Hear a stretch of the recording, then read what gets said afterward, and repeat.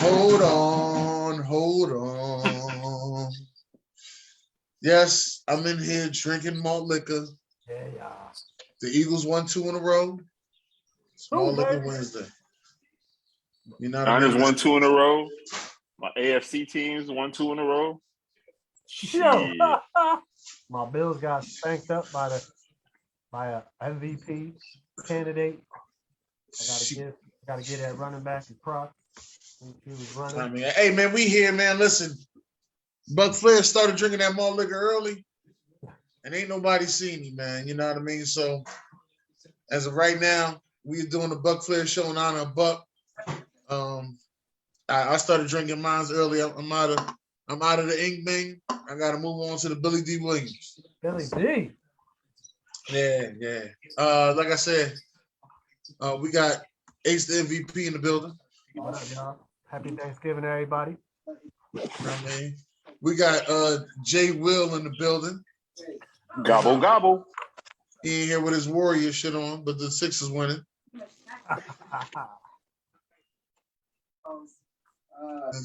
We got D-Man in the house. What's up, everyone? Happy Thanksgiving. Yeah. We got the sports angle in the building. How's it going, y'all? Turkey guy. All right. And we also got my man from the Flying High Podcast, Ron Thomas. What's up? Rapping Ron. Ron, what's good? When I grow up, I'm gonna be just like you, Ron. When I grow up, a long ass one. Ronisms. Hey, listen, man. Let's get into these Thursday games. Yeah. Let's start off with the first one. The Lions are playing the Bears, and since the Bears is the Sports Angles team, let's go right to him and let's see what he thinks. We need your predictions with a score. Well, I'm going to tell you what's going to happen in this game. The Detroit Lions are going to pick up their first victory of the 2021 NFL season. Matt Nagy, even though the Bears are trying to backpedal and trying to rebuttal that he's getting fired after this game, there's no doubt in my mind that he should get fired as the Bears head coach. And when it comes to Matt Nagy, even though he should have been fired last year, it's been way overdue. I'm going to say that the Lions are going to secure it. The Lions are going to pick up their first win, despite the fact they normally lose on Thanksgiving. They're going to pick up the win this time. They're going to beat the Bears. I'm going to say the score is going to be 28-24. Right. All right. Ryan, what you got? I got Chicago winning. Okay, yeah. I should call you Hey, man, cut that down. What's the score, Ryan? I got 37. What the hell? 17. Well, if you put another 7 on something, I'm going to give you $7. All right, you put another 7 on something. You used to drink 7 sevens when you was coming. Hey, out? Ron, where your malt liquor, man? All right. Ron. The way I feel right now, I don't feel like drunk as ever. How you feel? What you do? Pull that E&J out from over there. Yeah, blow it up off the bottom.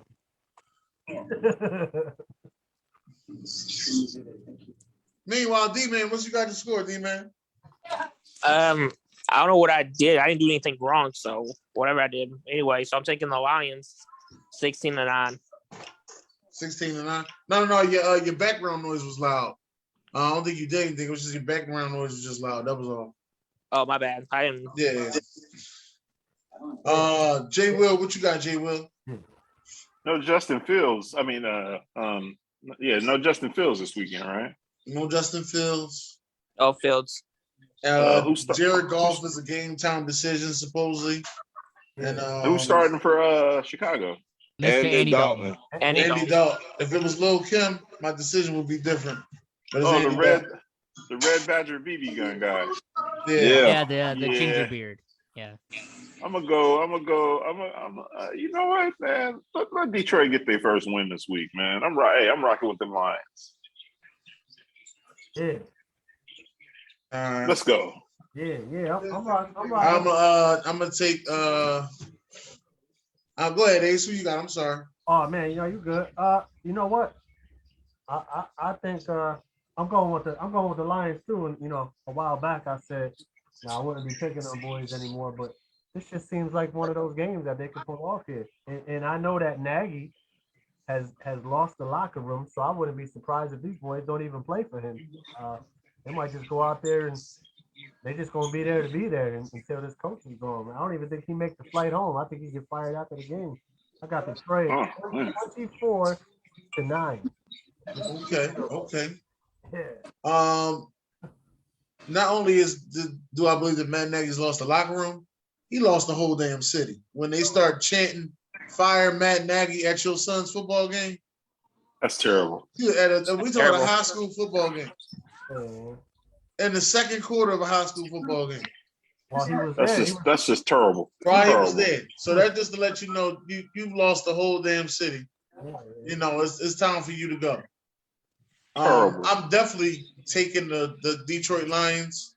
I'm expecting Philly Swift to have a big day. So I got Detroit Lions winning this game 20-13.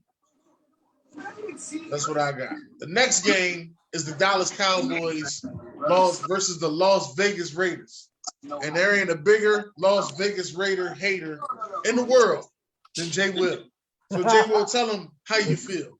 Man, look, man. Man, I probably shouldn't even give her this much, man. But my ex-wife is from Texas, man, and then is she a big Cowboy fan? And I hate the Raiders. But man, you know what, man? I'm pulling for the Cowboys this Thursday. Go Cowboys, go Dakota, and shred these boys, man. Shred them apart, man. I got the Cowboys winning by 13 points, 13 over the Las Vegas Raiders. Them cats is trash. Carr is trash. The whole organization is trash. Hey, fuck them silver and blackjack Raiders. All right, Ryan, what you got, Ryan? I got the Raiders because I hate the damn cowboy bitches. Yeah, What's the score, Ryan? a lot of profanity on this show. It's a family show. Was it a family show? My bad. I'm just kidding. Ryan, what's the score, Ryan? 17. Ryan, there's other numbers that's in the goddamn book. Hey, you asked me, right? You like them sevens. You asked me, right? All right, then. Whoa. 7. 17-7? You said 17-7? Yeah. Man. Because, wait a minute. And that's right. CD Lamb, you don't know if he's going to be playing. Amari Cooper, you don't even know if he's going to be playing. The top two wide receiver for Dallas Cowboys might be out. Okay, then. Next, Big, on this show? I don't know what's going on with D-Man background noise, but it's loud as hell. You got a lot of noise in his room. Oh, shit. Sports Angle. Well, considering that I am in Las Vegas, the entertainment capital of the world, the Raiders are in my backyard. It'd be very easy for me to just pick the Raiders and move on, but let me be honest with you. I'm also in the sports book capital of the world, and I know for a fact that the Cowboys are 7.5-point favorite in this matchup. So I'm going to say the Cowboys are going to win this. They're going to win by 8, and I have them winning 28-20. Okay. My man. Okay. All right, now, Will, what you got, Will? I know Amari Cooper is out because he's not vaccinated and he caught COVID. So he had to sit out Sunday. And when you're not vaccinated, it takes you 10 days. You got to sit out for 10 days. So he missed his game as well. Thanks a lot, Cooper. You messed up my fantasy. Anyway, yeah, Cooper's out. CeeDee Lamb is a game time. So if anything, they're running with Gallup and they're going to run with Cedric Wilson. Zeke's still healthy. Pollard's healthy. Dak's healthy. But I'm taking Vegas, all right? Vegas has been on a losing streak. And why not turn it around right here against the Cowboys? And Vegas defense is better than the Chiefs defense, all right? But we're going to get that out the way.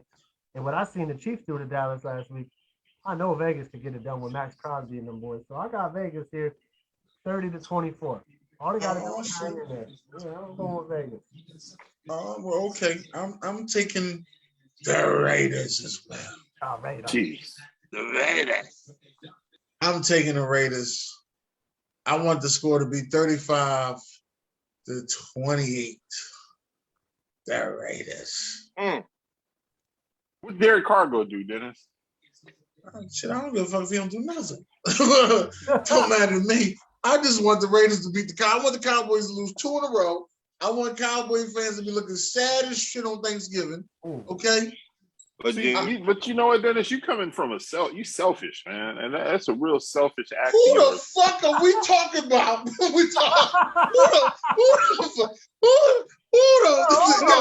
Wait, what's the name of that movie? Look who's talking. What the fuck? Selfish. God damn. What? He just put you on the spot like that, didn't he? Oh man, Damn. he's talking about somebody. Look, he's still laughing. Oh god. Oh god. Oh man. Let's get it all out. Let's move on. Let's go to another game on Thanksgiving. Happy Turkey Day to everybody that's watching. Thank y'all for tuning in. Please hit the like and subscribe button because we love you.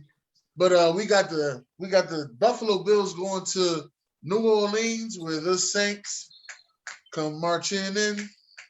You know what I mean? So I'm gonna start this off with Will because we want to know what Will gonna do in this situation. Well, Saints lost a tight end. I believe he's out 2 to 4 weeks. No Alvin Kamara. Mark Ingram is questionable, may not play. There's a couple of guys on the offensive line that's not able to play. And they also have Trevor Seaman, who I don't believe.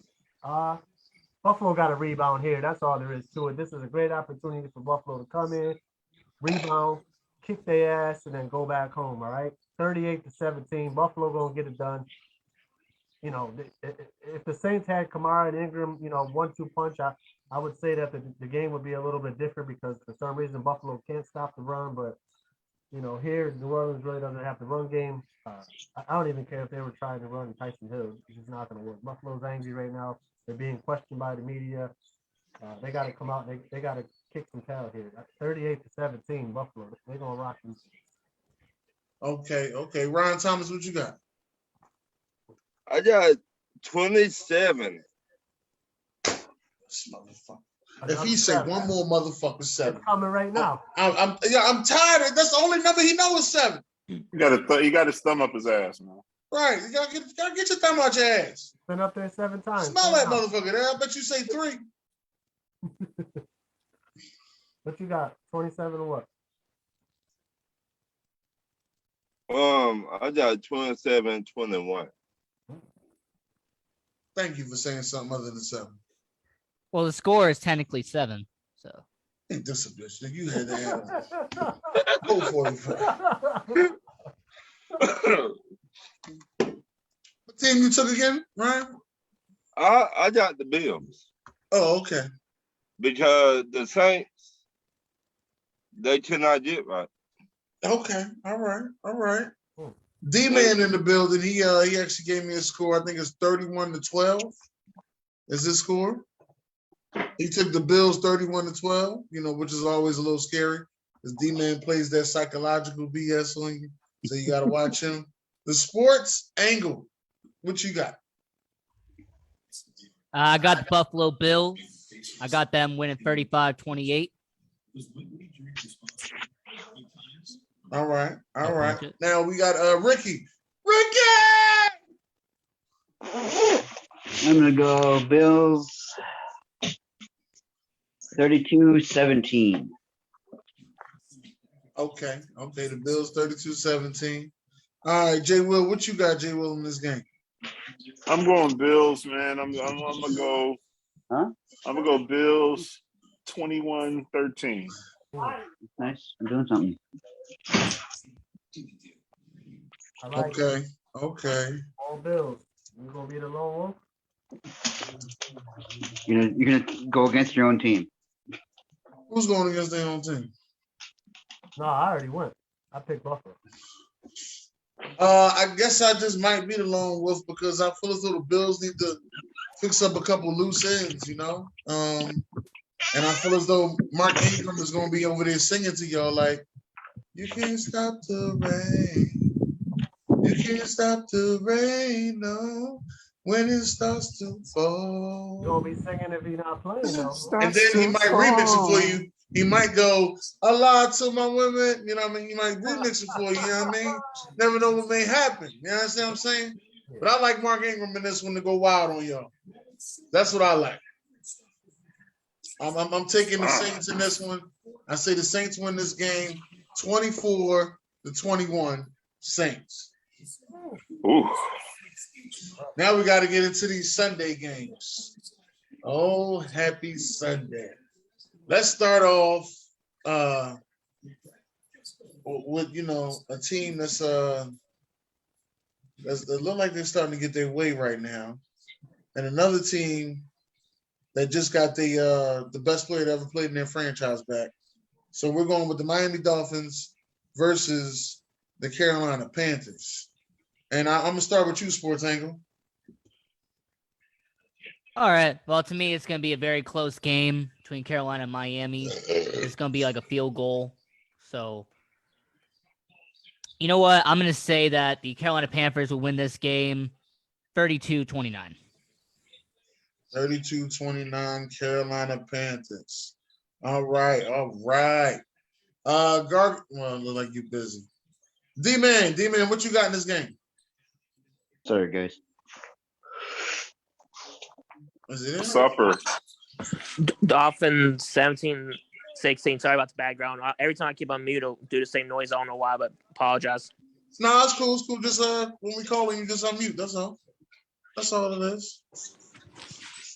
All right, D-Man got the Dolphins. All right, what you got, Gargamel?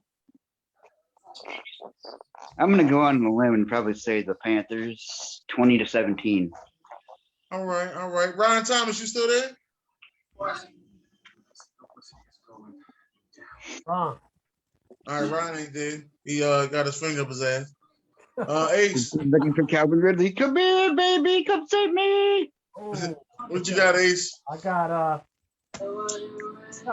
Carolina in this one, man. I like what Carolina did. I know that they lost to Washington last week, but this is Miami, and this is a game where Cam should get the wheels running. Yes. You know, he's familiar with the Dolphins. Robbie Anderson is familiar with the Dolphins. You know, they know what's going on. And I like Carolina's defense to give Tua a hard time here. So I'm going to go Carolina. I got him 28-21. I think he's going to put on a little bit of a show here. All right. Jay Will, what you got going on? Cam. Oh, Cam. I like the momentum he's got going. You know, Christian McCaffrey, he's back out there.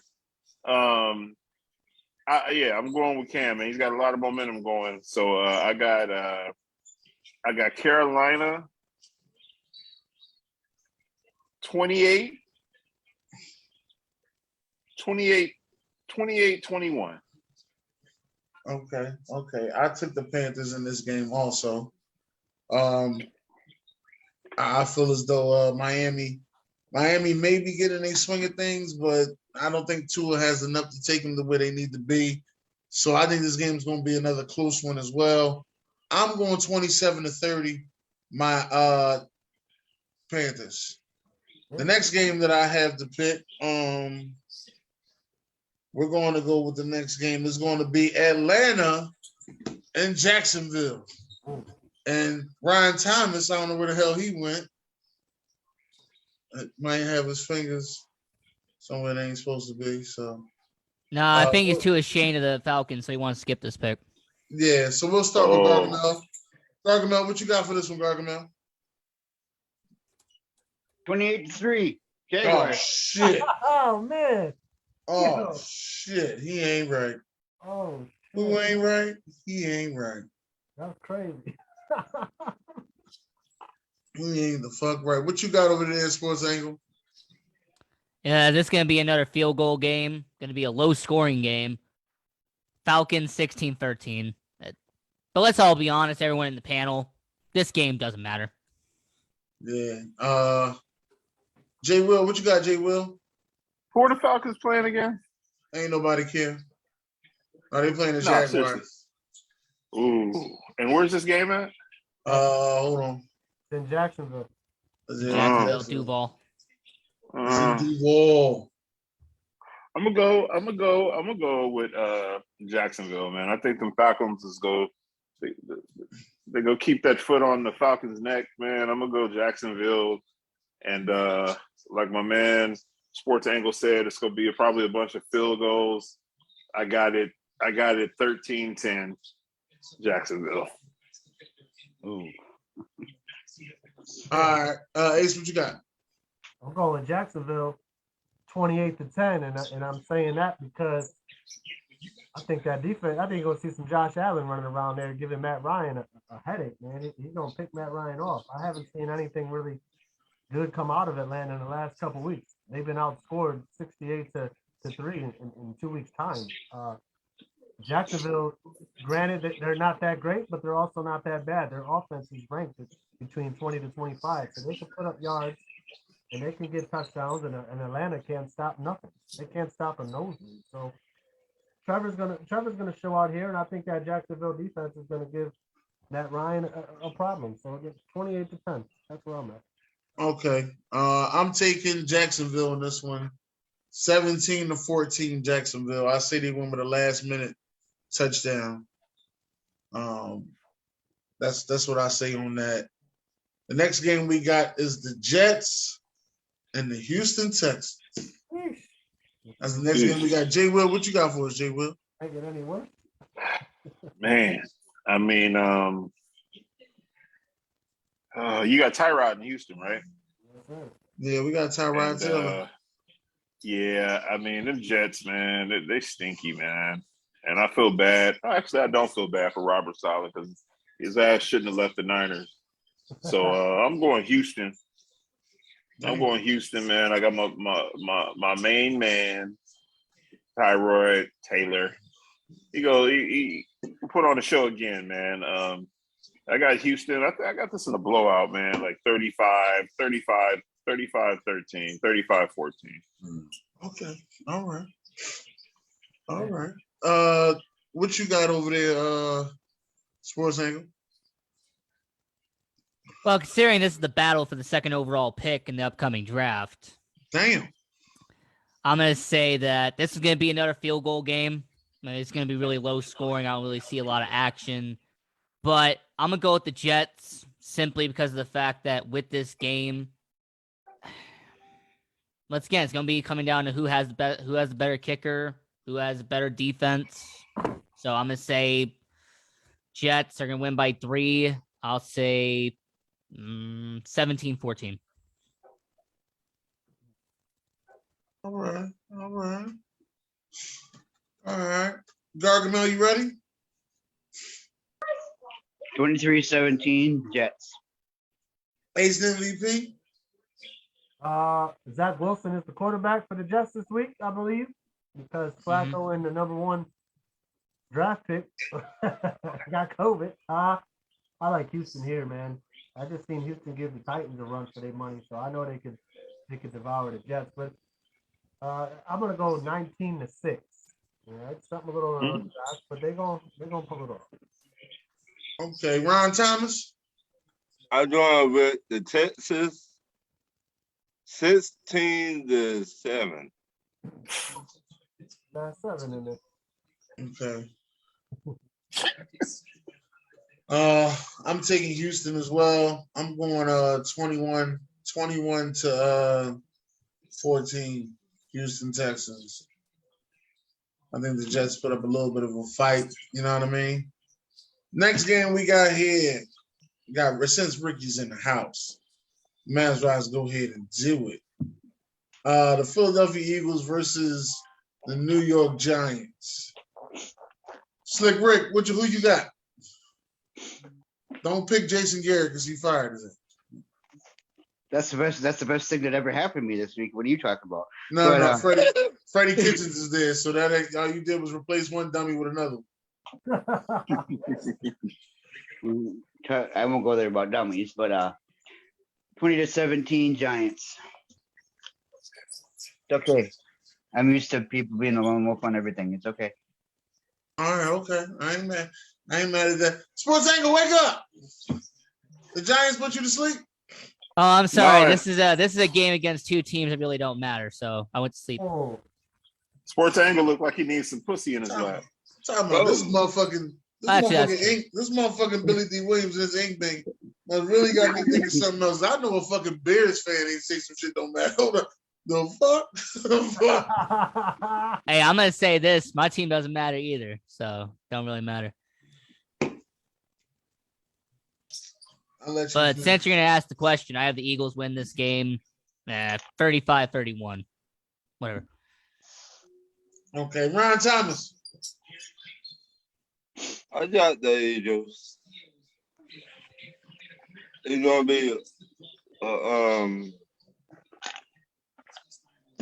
18 to what the hell 7? yo, in his last game, he said it was 16-7. He liked to hover around that 7 with the first number. Then he go right to the 7 for the I think he second. takes 7 fingers. Yeah, Still more than his 20. I think it take him 7 fingers. That's what I think. 7 fingers. You can use the phones too, right? 7. I ain't gonna finish it. I'm just gonna say 7 fingers. Jay Will know what I'm talking about. Man, oh, Jay Will, what you Hey. got, Jay Will? Who are the Eagles playing, man? I'm sorry, I'm watching the Warrior game, and I'm over here. I don't know what you're watching. Dude, Warriors game. Y'all down 20. The Eagles are playing the Shit. Giants. Shit, Will. We ain't down by 20. Eagles, Giants. That's a divisional game. Danny Dimes is garbage as shit. man. But Yeah. they blaming it on Jason Garrett. Jason Garrett. Okay. We gonna go Watch what go with happens. I bet you we score at least 20 points this week. Watch what happens. Mark my words. the Eagles, man. I'm calling Mark. Your son is gonna get busy, Dennis. Don't he I always? got Philly. I got Philly winning 31-17. And after this, Jalen Hurts gets him a statue out there. That's Go ahead, Will. right next to Nick Foles. Right next to him. Right next to Foles. Right next to Foles. Nah, man, listen, all jokes aside here, you know, I watched that Monday night game, and I know y'all did, and I felt like Jason Garrett been holding the Giants back. They got there's too much talent over there for the Giants to not be putting up any points. You got a guy named Kenny Galladay who came over and he's getting $40 million guaranteed on a $70 million deal. I mean, and he's only got 300 yards on the season with no touchdowns or nothing. Like, you got to get this guy involved. I like Philly. I like what Philly's doing. But I got the Giants here. They got 30-27. You're going to see Galladay involved. You're going to see Barkley involved. I think Kitchens is going to help Danny Dimes open it up a little bit here and start hitting these receivers and moving the ball. I really think Garrett held them back. But don't get me wrong. I like Philly. I like Hurts. And, you know, I see, you know, big play Slaves out there running around like crazy. But the Giants got something to prove here. And so I'm going with the Giants. 30-27. What is you clapping for? You'll see. Keep watching. I ain't watching no more. Man, I want to remind y'all the Eagles would be 500 if they win this game, which I know would make Dennis happy, but just to remind you. But they won't, so just move on. This would be in all honesty, Jalen Hurts hasn't won a division game. So if he does win his game, this will be the first division game that he has won.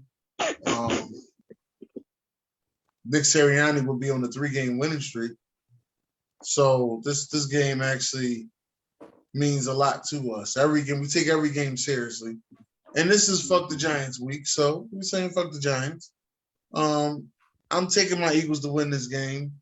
I'm going to say 35-17 Eagles. I do see Danny Dimes slipping one in on us, probably with a QB fake and him running the fuck forever. You know what I mean? This time he don't trip. Let him trip So, up. all right, next game we got Pittsburgh Steelers and the Cincinnati Bengals. Woo! Ooh-wee. I think it's the last game before we get in the top 5. Oh, sookie. That's a tough one. All right, come on, Sports Angle. What you got for me? This is going to be a very competitive game. I mean, most AFC North matchups are very competitive. I'm going to go with the Steelers on this one. I have them beating the Bengals. And the score for this game, 28-23. All right. Who you got winning again? I got the Pittsburgh Steelers beating the Bengals, 28-23. All right, Will, what you got, Will? I knew he was coming to me because of the Pittsburgh situation. This is a tough game for me to pick, actually. I ain't gonna lie. Cincinnati's up and down. I said that before, and I'm gonna stick with it. They're up and down. Pittsburgh, I mean, they've been through a couple of games that they should have probably won easy, and they didn't. But they put up a good fight last week against the Chargers. I am actually gonna go with Pittsburgh here because that's the defense. The defense is gonna come through for them and make it a nightmare for Burrow. I'm gonna say 30-17. Who you got? I want to go with the Steelers. Okay. All right. What you got, Ricky?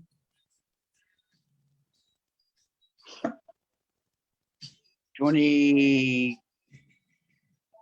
Steelers. All right. Jay Will?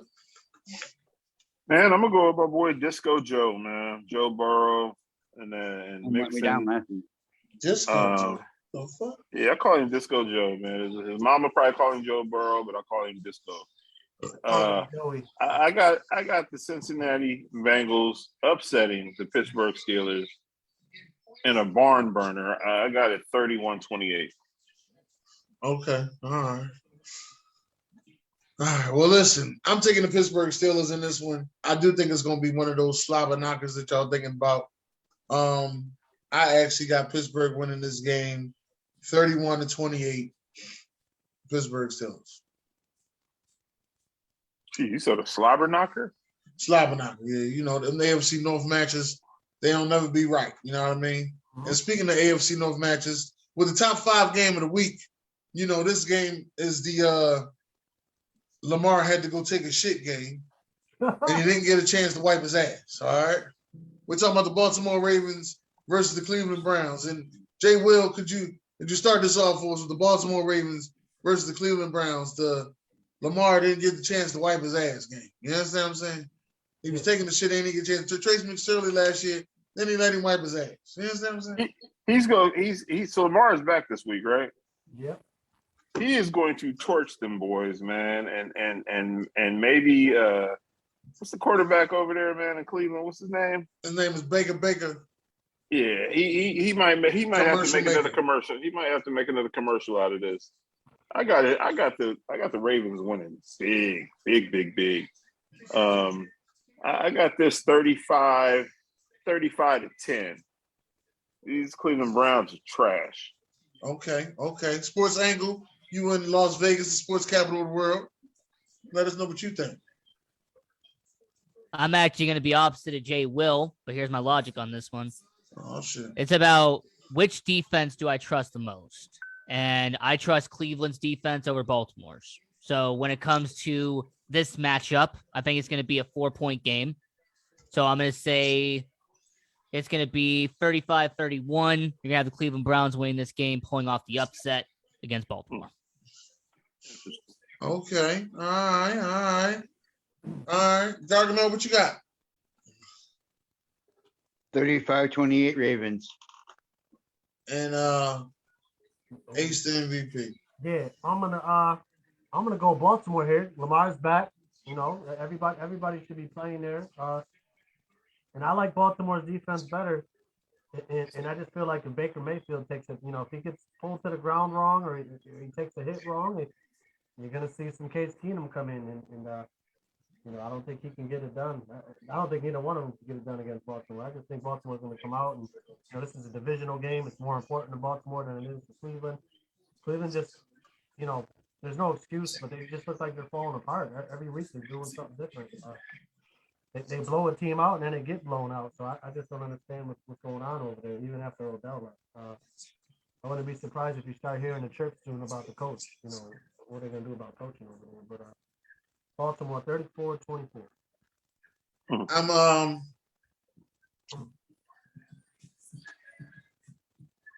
Baltimore should win this game. But it's something in me that's telling me that Baker Mayfield is going to come out and play because it's just something about when he played against quarterbacks that, you know, that was in his era when he was in college. Mm-hmm. He plays harder against them. You know, Lamar was one of those guys went out and won a Heisman. You know, when he played against Patrick Mahomes, he was trying to do a lot there. I can see him actually getting up for this game. So I'm going to take Baker in this one in the Cleveland Browns. Wow. I'm going with the score being 27-24, and I'm going with Cleveland. Hurtful. Now, do y'all see Baker making a toilet paper commercial after this game or before? Well, his name is Baker heart, Commercial Maker. You gonna make a toilet paper commercial for Lamar? Yeah, he making another commercial after this. The LA Chargers versus the Denver Broncos. This may have first place written all over it. Maybe. Maybe not. Definitely is a division game. I'm going to start this one off. And I think that Denver's going to win this game. But it damn sure ain't going to be easy. I'm going with 21-18 Denver. Sports Angle, you there? I'm right here. Like you was dying over there. You all right? I thought you was froze. No, I'm doing he had that pussy in his lap. That's what I thought, yeah. Feel like he was doing a mannequin challenge or some shit. All right, what's the question? Oh, he fell asleep. It was the LA Chargers and the Denver Broncos. Damn, goes past his bedtime? God damn, he on West Coast time. No, I gotta record my show after this. I can't be tired. Now Chargers and Broncos, this is gonna be a 3-point game. I'm gonna say 31-28. I got Chargers. All right. Gargamel, what you got? 27-24 Broncos. All right, J. Will, what you got? Only thing that worries me about this game is one, the weather, and then the air up there. I'm trying to look and see what the weather is going to look like up there, man. I'm going Justin Herbert is about to ball out again 2 weeks in a row. I got the Chargers 35, Broncos, in the words of the Honorable Ron Thomas, 17. All right, Minnesota and San Fran. Hold up, Flair. You skipped me.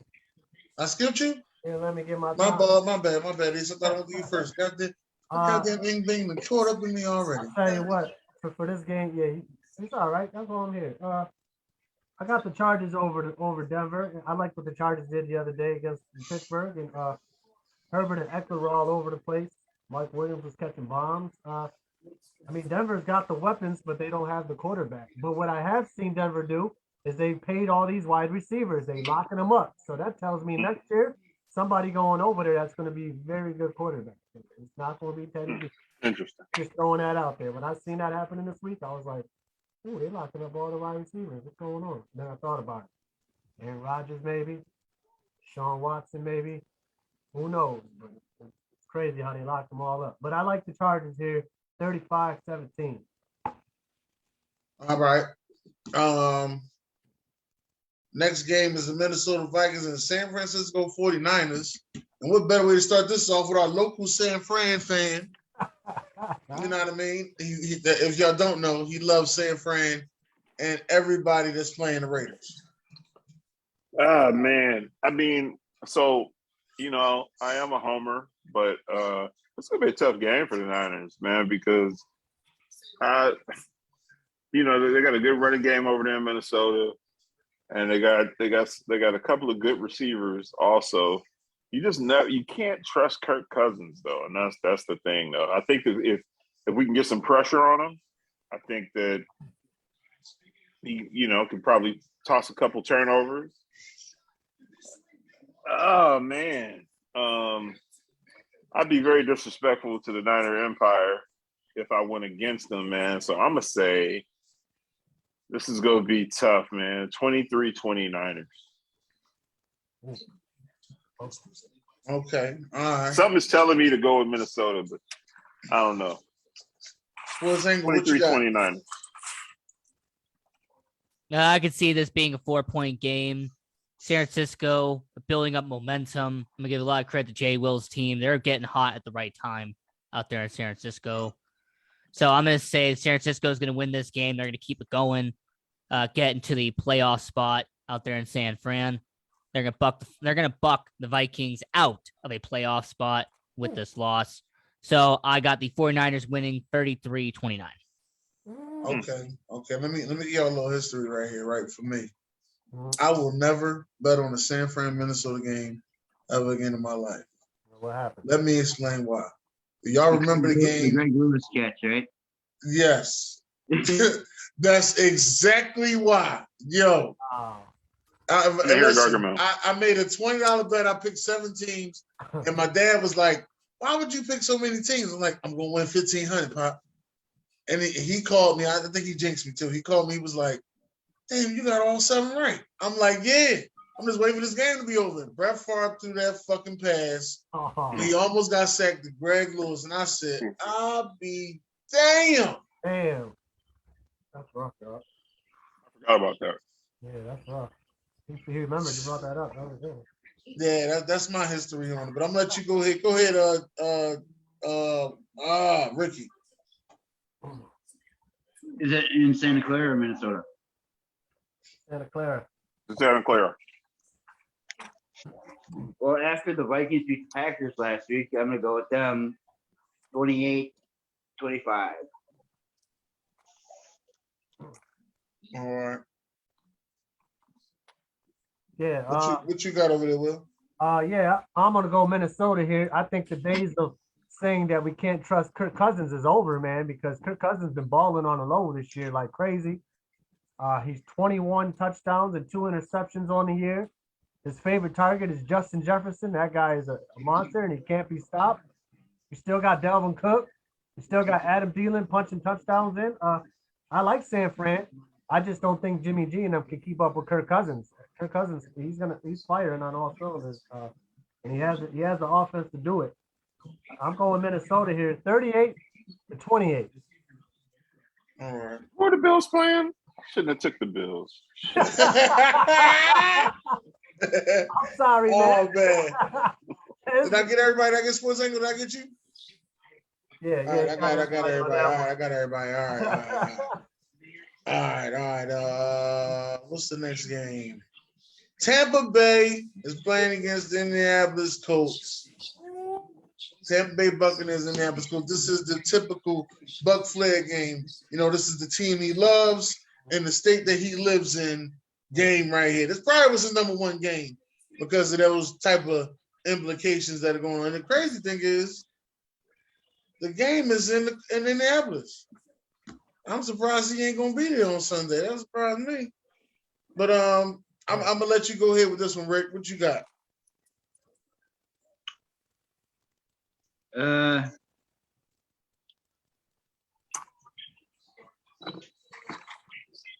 42-35. Okay. Buccaneers. You calling it the shootout? Shootout. All right. Yep. All right.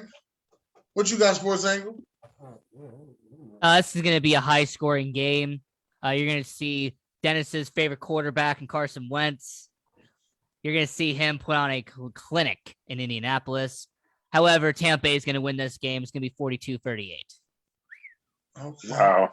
All right. And close up for nothing. That's not my favorite quarterback. Ace, what you got, Ace? I got I'm going Tampa here. Tom Brady, man. I mean, that's all I gotta say. Tom Brady got a lot of weapons over there. I like Indy. I like what Indy's, doing and what they've been accomplishing. They're on a how many game win streak is that? 4 or 5 now, or something like that. They just lost. They just lost last week. They lost. That's right. 2 weeks ago. 2 weeks ago. I'm wrong, but they started 0-3 and they up now. Around 35-31. I like Tampa though. I think Brady isn't. Brady's not Josh Allen. Brady gonna slang them touchdowns. I don't know what the Bills were doing last week. They could have had it. They dropped the ball. Tampa Bay's not doing that. This is the defending Super Bowl champions. All right. Yeah, Jay Will. There you got these outdoor teams, man, going into a dome. I can't see Carson Wentz doing the damn thing, but I like the running game over in Indy. I got Tampa Bay though. 24-20. All right. Well, this is my high scoring game of the week. I'm going with my guy Buck Flair. I don't want Indy to win. I don't give a damn about Carson Wentz. I don't want Indy to win. So I'm going with the score being 35-31, Tampa Bay Buccaneers. We got the same score, baby. We got the same score. How about that? Yeah. Got to clap that up. Now, let me take a drink. There we go. 35-31. We got it. Hey, Sharon Mullins in the chat wondering where her pick's at. Yeah. Uh-oh. Hey, right here. Huh? Better say Rita's pick. Uh-oh. Here What's comes the Debo. Next game is the Tennessee Titans at the New England Patriots. That's the next game. You know what? Sports Capital of the World, Sports Angle, let us know what's going on. All right, I could easily see this being a touchdown game. You see, I got Mac and Cheese, a quarterback for the Patriots. You got Tannehill, a quarterback for the Titans. Are they really calling this clown Mac and Cheese? Hey, Mac and Cheese. That's what I call him, Mac and Cheese. Give credit to Sports Guru, though, because actually he was the one who gave it to me. So when it comes to this game, calls him that. When it comes to this game, however, the fact that it is being played in New England, I'm going to give New England the game here just because they are at home. So I'm going to say this will be 24-17. All right. Go ahead, New England. All right. What you got over there, Ace? It's a tough game for me right here to pick. All right. But this game has a lot of value to it. You know, New England could win the game, and I'm pretty sure they would be number one seed in AFC. The Tennessee just got embarrassed, and I don't think they like that. Right. And I know it's in New England. I get that. You know, I know it's tough to play there. I've watched for 20-something years how tough it is to play in New England. But I think Tennessee is a little bit embarrassed that they got beat up by the Texans, and they shouldn't have lost that game. And New England's riding high. They've been beating up on garbage teams, and they've been losing to the good teams. And here comes a good team coming on in off an embarrassing loss. I got Tennessee here, and I got it. I'm gonna say 31 to. I'll say 31-28. It's not gonna be no blowout. It's gonna be close. It's still built. All right. Jay Will. Man, I don't know. Uh-oh. I might be believing the hype a little bit. Oh shit. Mac and cheese train. I'm not gonna call him mac and cheese, but maybe I'll call him Kraft mac and cheese. Big Mac. Calling him Big Mac. Yeah, I just Tannehill, man. I don't know. I'm gonna go with Mac Jones though, in the New England Patriots. 24-17.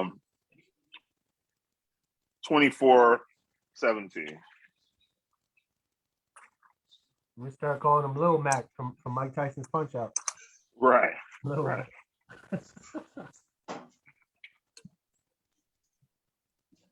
Where we at, Dennis?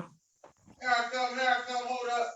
Yeah. Oh, are we gonna knock that Monday night game out before we do the? I gotta go get my stuff. Hold up. Malt liquor night. We got a refill.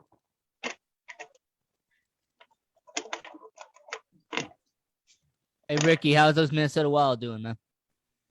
Had to go get my stuff. We won in overtime. I wasn't Buck Flair ready. I was sitting here drinking that ink, man.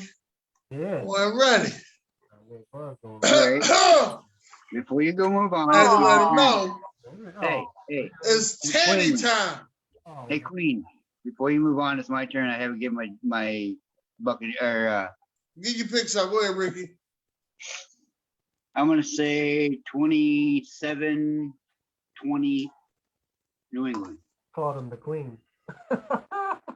He called me Queen, didn't he? Queen. Called you Queen Denise. Man, that's some shit. Just want to let you know it's Tanny time. Mm-hmm. I'm taking the Titans to win this game. Mm-hmm. You know what? I'm going with the score 31-17. Tennessee Titans. I think Mac and Cheese has another one of those 3 interception games. That's what I think. Now, before we get to the number 1 game of the week, in typical Buck Flair fashion, Right here. let's go. Let's go to the Monday night game, which is the Washington, whatever they want to call themselves, against the Seattle Seahawks. Jay Will, what you got for us on this one, Jay Will? Are they in Washington or They're in Washington. They're playing in Maryland, to answer your question. Yeah, they at your old house. Yeah, it's gonna be cold.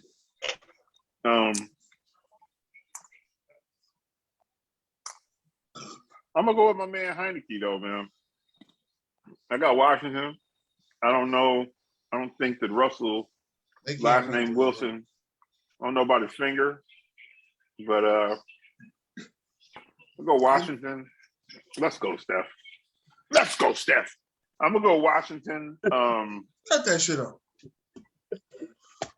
I'm gonna go Washington 24. I'm gonna go 24-7. No, I'm gonna go 24-21. All right. What you got, Ace? Seattle. It's time for Russ to start cooking. It's 2 games in a row. He hasn't done anything.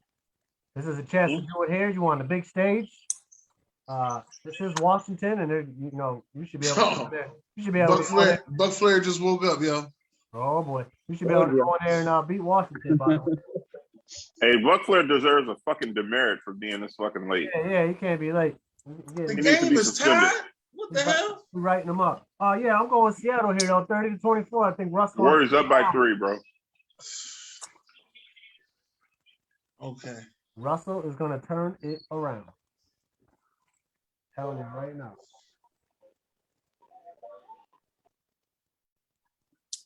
All right. What you got for us, Angle? Well, this is actually a very even matchup. Seattle and Washington. Right now, because I am in the sportsbook capital of the world here in Las Vegas, I know that it's a 1.5 right now for Washington. And this could very well easily be a field goal game. Whoever has the last possession is going to win this game. So I'm going to go with Washington because they are at home. And like Jay Will said, it's going to be cold. It's an outdoor stadium. There's going to be a lot of factors going in there. So I'm going to say 26-24. The Washington football team, they win with a field goal to win the game. All right. Gargamel? 24-20 Seattle. Oh, I love that boy, Maxie. I'm going with Seattle to win this game. I say Russell gets his swagger back. I'm going 30-24 Seattle. 30-24 Seattle. Hey, let me ask the panel a quick question real quick. Yeah. Is Russell Wilson, this is last year in Seattle, yes or no? No. No, I don't think so. They'd be a fool to do that. Yeah, they ain't doing that. No way. Why you bring that up? The Raiders need a quarterback. Ooh, I think Russell Wilson would definitely be a good fit here. The Raiders need a quarterback. You don't like Derek Carr? There's a difference between someone like Russell Wilson and someone like Derek Carr. Derek Carr is good, don't get me wrong, but Russell Wilson's a tier above him. No doubt about it. Oh, he's a couple of tiers above him. I was gonna say that. Wow. Yeah, I don't think Russell's gonna leave. I mean, if Pete Carroll was to get fired or something like that, then maybe Russ would take off. But Right. got them two there. That tandem's not going anywhere. They got too much invested in their receivers and all that. They're not no way. unless they could get something valuable in return. Like who? Deshaun Watson? I don't even think he doesn't even fit there to me personally. Mm-hmm. Just watch those Denver Broncos because they sold up their wide receivers. Right. Yeah, they for sure gonna get a quarterback. For sure. That definitely is telling me all time. Maybe Russell go to, if they was to give him up, maybe Russell go to Denver. Is that somewhere he can play? Does that kind of fit him? They for sure gonna get a quarterback. Those receivers showed me everything. For the game of the week, that is the LA Rams and the Green Bay Packers. COVID toe. I guess you would say first place is on the line in this game. COVID toe. First place in the NFC is on the line in this game. 2 of the 3 best wide receivers in the game. Well, you might can say more than 2 of the 3. I would say 3 of the top 10 wide receivers are in this game. So I'm gonna start off with you, Ace. Yeah. And we got the steal. Well, go with me. All right. We're gonna do it like this. Green Bay just came off a loss, and the Rams have had 2 losses. Right? 2 losses back to back. Who wants it more? I'll tell you what, I trust Aaron Rodgers a lot more than I trust Matthew Stafford. You know, I've been saying it the whole time that the Rams look like they're trying to buy a Super Bowl, and it's just not working. They got Odell out there, don't matter. That's sister. Come on, hold on. That's Sister Odell. My bad. Sister Odell there, it ain't mattering. They tried to buy a Super Bowl. It's not gonna work out. Stafford is just you know what Stafford is. All right. And don't think that Green Bay doesn't know who Stafford is. Okay. Played there for a long time against them and 2 times a year. They know. Mm-hmm. They're gonna know what to do against Stafford. Easy pickings for Green Bay here. I'm gonna give them I'm gonna go out on a limb here. I'm gonna say Green Bay puts up a 40-piece on them boys. Yeah. I think we're gonna do 40 to we'll do 40 to 24. I think Aaron Rodgers, he got COVID toe. It don't matter about COVID toe. He's gonna go out there and play the game. He's gonna get it done. He's got his receivers. Did you say COVID toe? Yeah, he got COVID toe. That's what it's called. That's what it's called. Cole, you ain't see him put his feet up on that COVID toe, baby. What the fuck is COVID toe? Oh no. It's called gung fucker ruckus of the toe. Whoa. What? Some new shit, dog. Some new shit that's coming out. I don't know. Everything's COVID now. He got COVID toe. He got COVID toe. I see his press conference. He put his foot up there and said his pinky toe got COVID. I'm done with that. But Flair. Oh, come on, man. We all should leave right now. Just leave. But no, man, he fell asleep, man. My guy's allowed to have a moment. He was drinking that ink bang. That's what happened. Man. Oh, my God. That's what happens when you work your ass off, man. I got 400 messages on my phone. I can't check them all right now. But I'm still alive. Yeah, I'm glad you're good. That's had me nervous for a minute. Now, we done did all these games, right? Well, we do all of them. Right now, we're on the number 1 game. Get them all? No, well, we did most of them. You guys did them all? We're on the last game right now. Now the game of the week. The last game. Last game. And it's probably not your game of the week, but I thought it was. So I took it. It was the LA Rams. Oh, shit. Look at you got a Mickey. I was ready. I went out and had it already. Yeah. Been sitting in the. That's the grenade. Colt 45. That's the grenade right there. Hey, Dennis, where's your 2 zigzags at, brother? Zigzag. I don't think no zigzag. Oh my goodness. I am so fucking awake now. I am so fucking awake now. I was like, as soon as I text you guys, and I was just like, I laid down. I said, I made a mistake. Goddamn it. I was out like a light. This is my 11th straight day working. I've been working like 12-hour days. I had people come down with COVID at work, and one was my supervisor. So I have down to like 1 supervisor right now, and 1 was out on vacation. So It's been one of those 6 a.m. to 6 p.m. kind of days every day. And then also we had a lockdown on a Monday. So now all the residents are quarantined in their rooms. So now we're doing tray service for everybody because the cases had gone up. And then last year, this shit hit right during the holidays. If everybody remembers correctly, because we got about 30 of them going out to visit their families and stuff like that. So our plan is to open up the dining room 1st of December. But if they test positive when they come back, we're going to have to keep it locked down because we just don't know who's going to catch it when they come back. They all been vaccinated. That's the bad thing about it. So we got one right now. And all it takes is one. So that's what I've been going through. I was going to, go through all the games today. I have all the scores in. But go ahead. Let's get to the last game that you want to talk about, and I can review my scores, and you guys can shoot me an email. And we can continue drinking since the Eagles won last week. And I don't know who you guys had as the nuts of the week, but I'm pretty sure. No, we ain't doing nuts of the week yet. We're doing nuts. We ain't doing nuts of the week yet. I had a feeling you wake up by 11:30. Oh, that's Something good. just told me by 11:30 you'll wake up. That's what I said. I said he was drinking that motherfucking malt liquor early and fell asleep. No, I'm just now getting started with the Mickeys already. Hey, Dennis, I just got about to swallow left. St. Eyes or whatever. I'm done with both ones. Give me the last game. What's up, Ian? That's the Rams. Ian knows Rams and the Packers. Ian knows what I've been going through. I do know what you were going through. I've been talking with Ian a little bit. He knows what I've been going through. So I seen Dennis got to come on the show last Friday or whatever, sports angle. So go ahead, get the last game. Go ahead. Rams and the Packers. That was my number 2 game of the week, but you can go ahead and know what the number 1 game of the week was. But go ahead. That was the number 1 game of the week for us.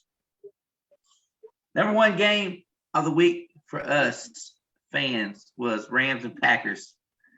And I'll start off with Mr. Jay Will, since that's in his division, and he's such a big Rams fan. So go ahead, Jay. I'm feeling kind of good now, too, because this show might last a little bit longer than just 10 minutes. You know what? I'll be honest, man. I think that Matt Stafford gets his swag back, man. I think that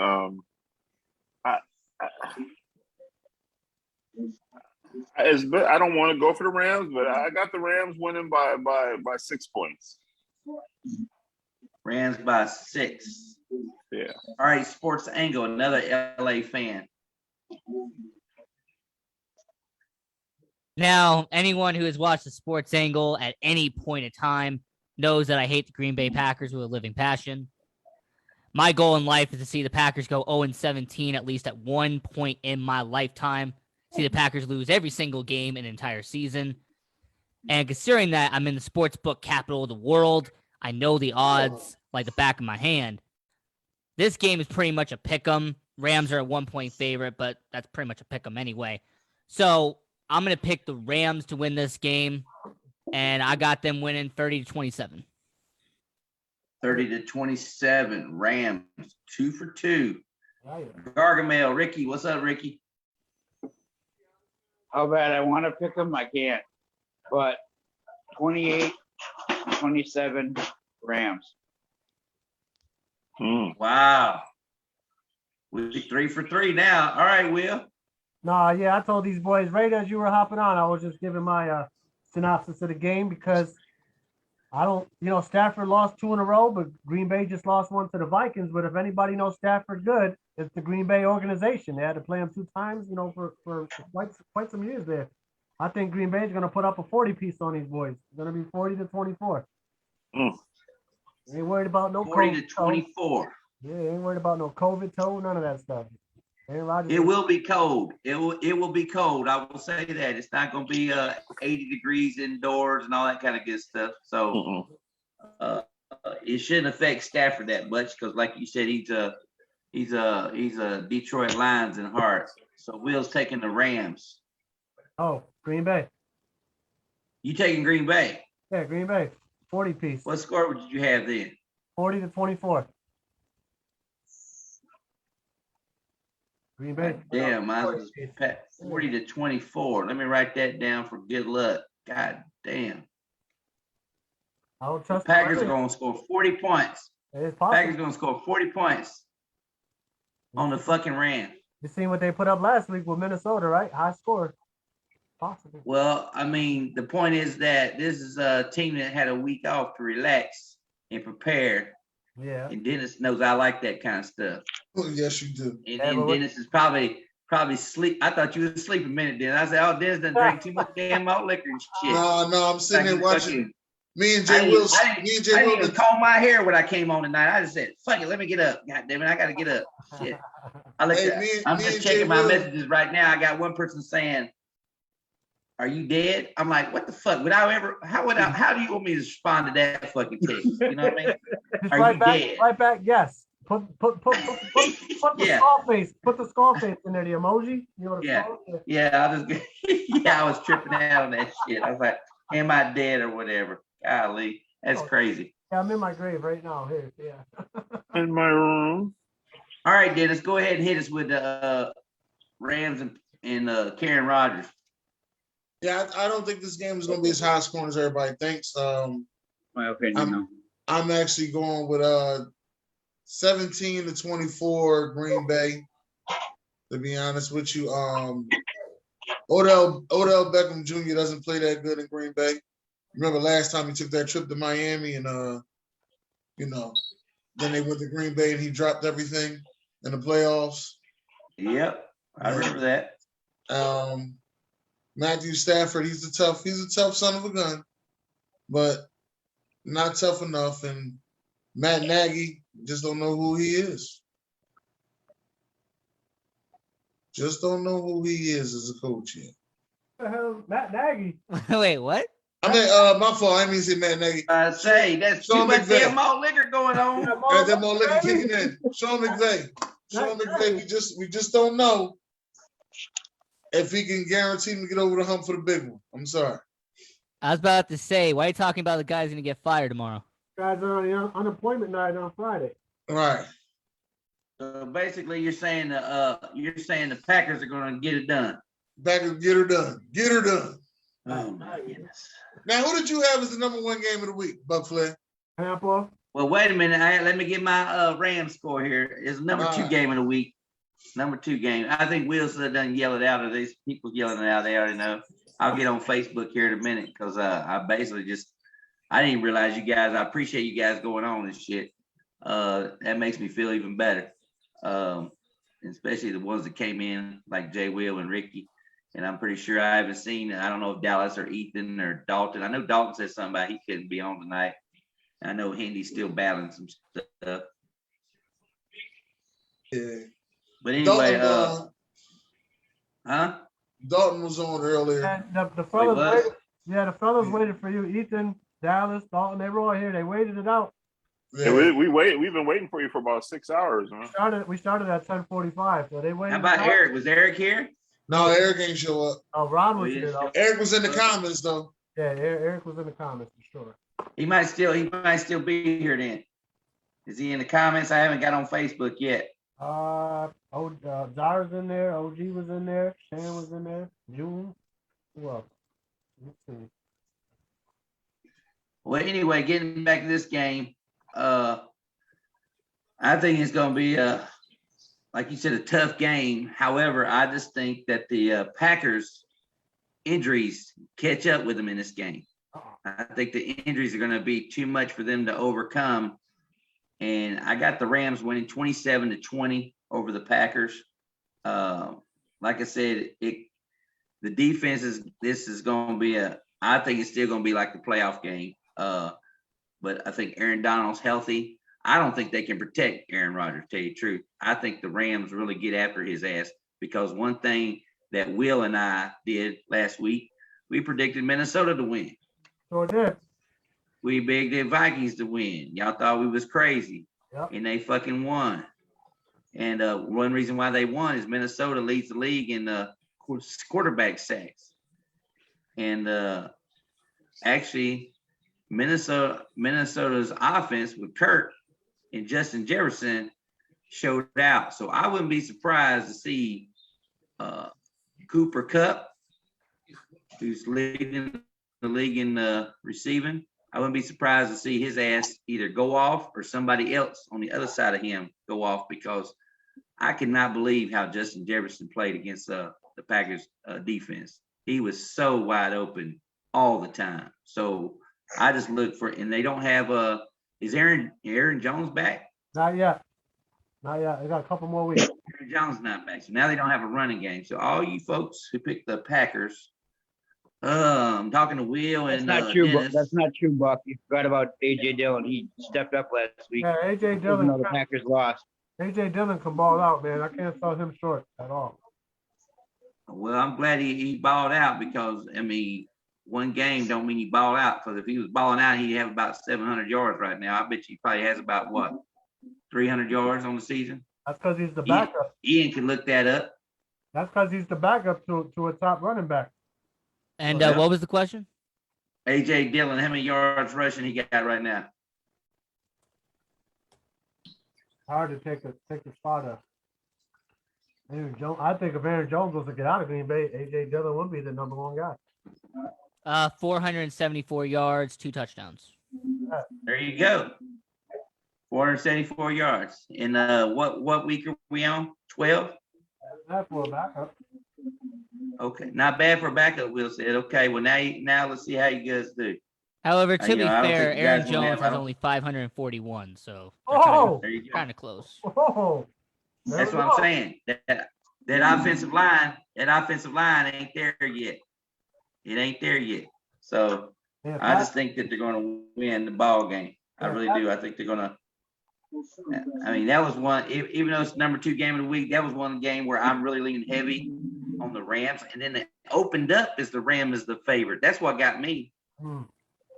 You guys notice that? The Rams opened up as a 2-point favorite, and then now it's down to 1 because all the money's going on Green Bay. Oh, Green Bay. That's how Right. they get you.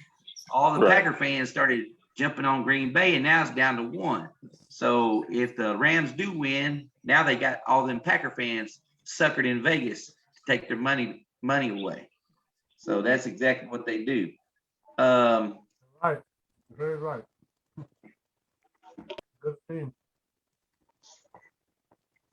And then Dennis, he's over there talking and shit.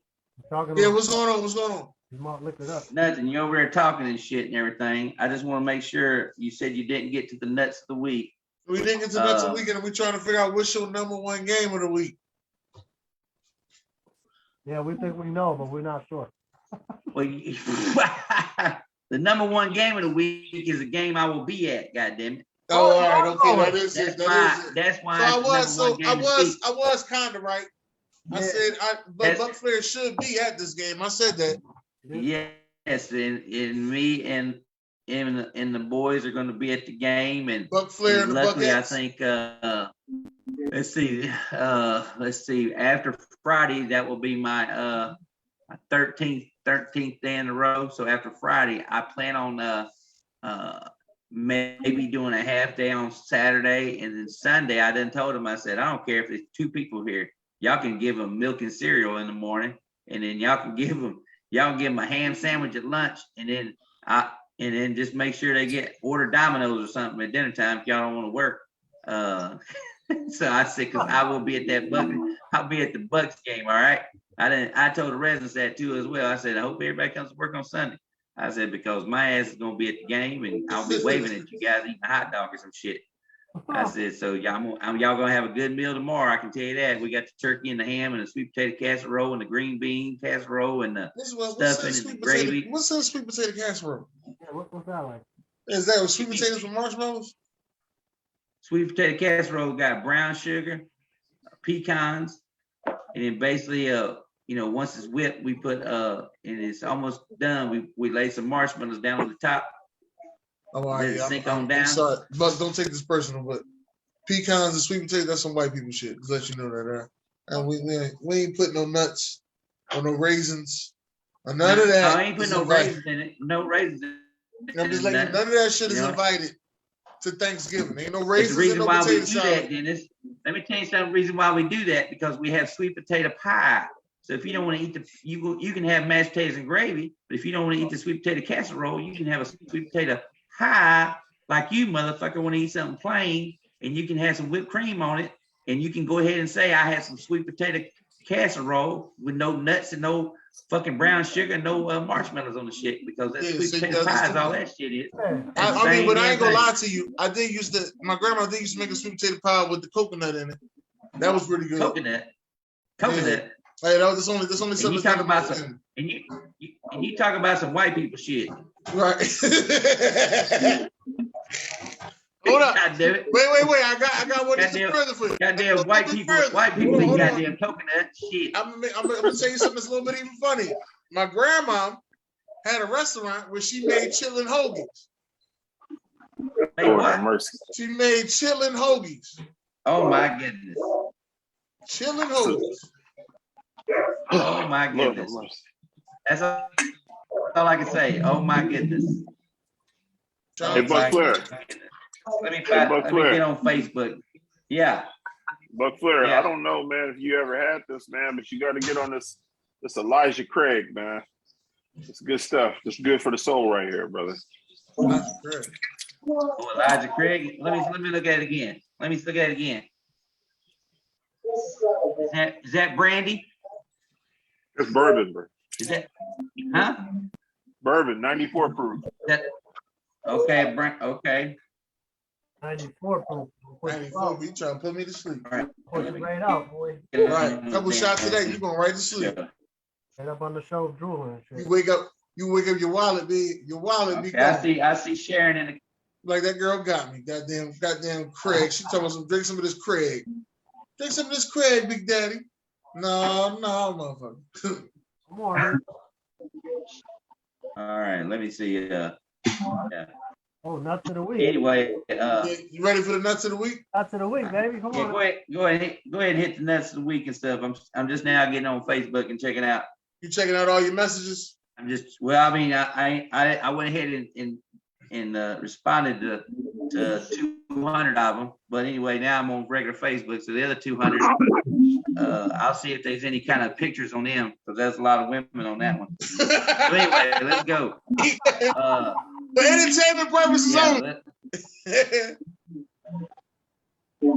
Gotta make sure I see God damn it, malt liquor tastes good right now. I'm just glad this what you call it, what's the last comments you get on the Facebook thing from Sharon? Yeah, I'm still here, damn it. That was okay, as long as you saw that. Okay, I got you. All right. But anyway, oh man, I'm trying to wake my ass up. Nuts of the week, go ahead and hit it.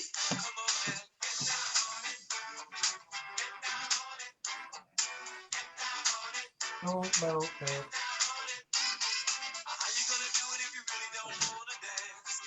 Woo!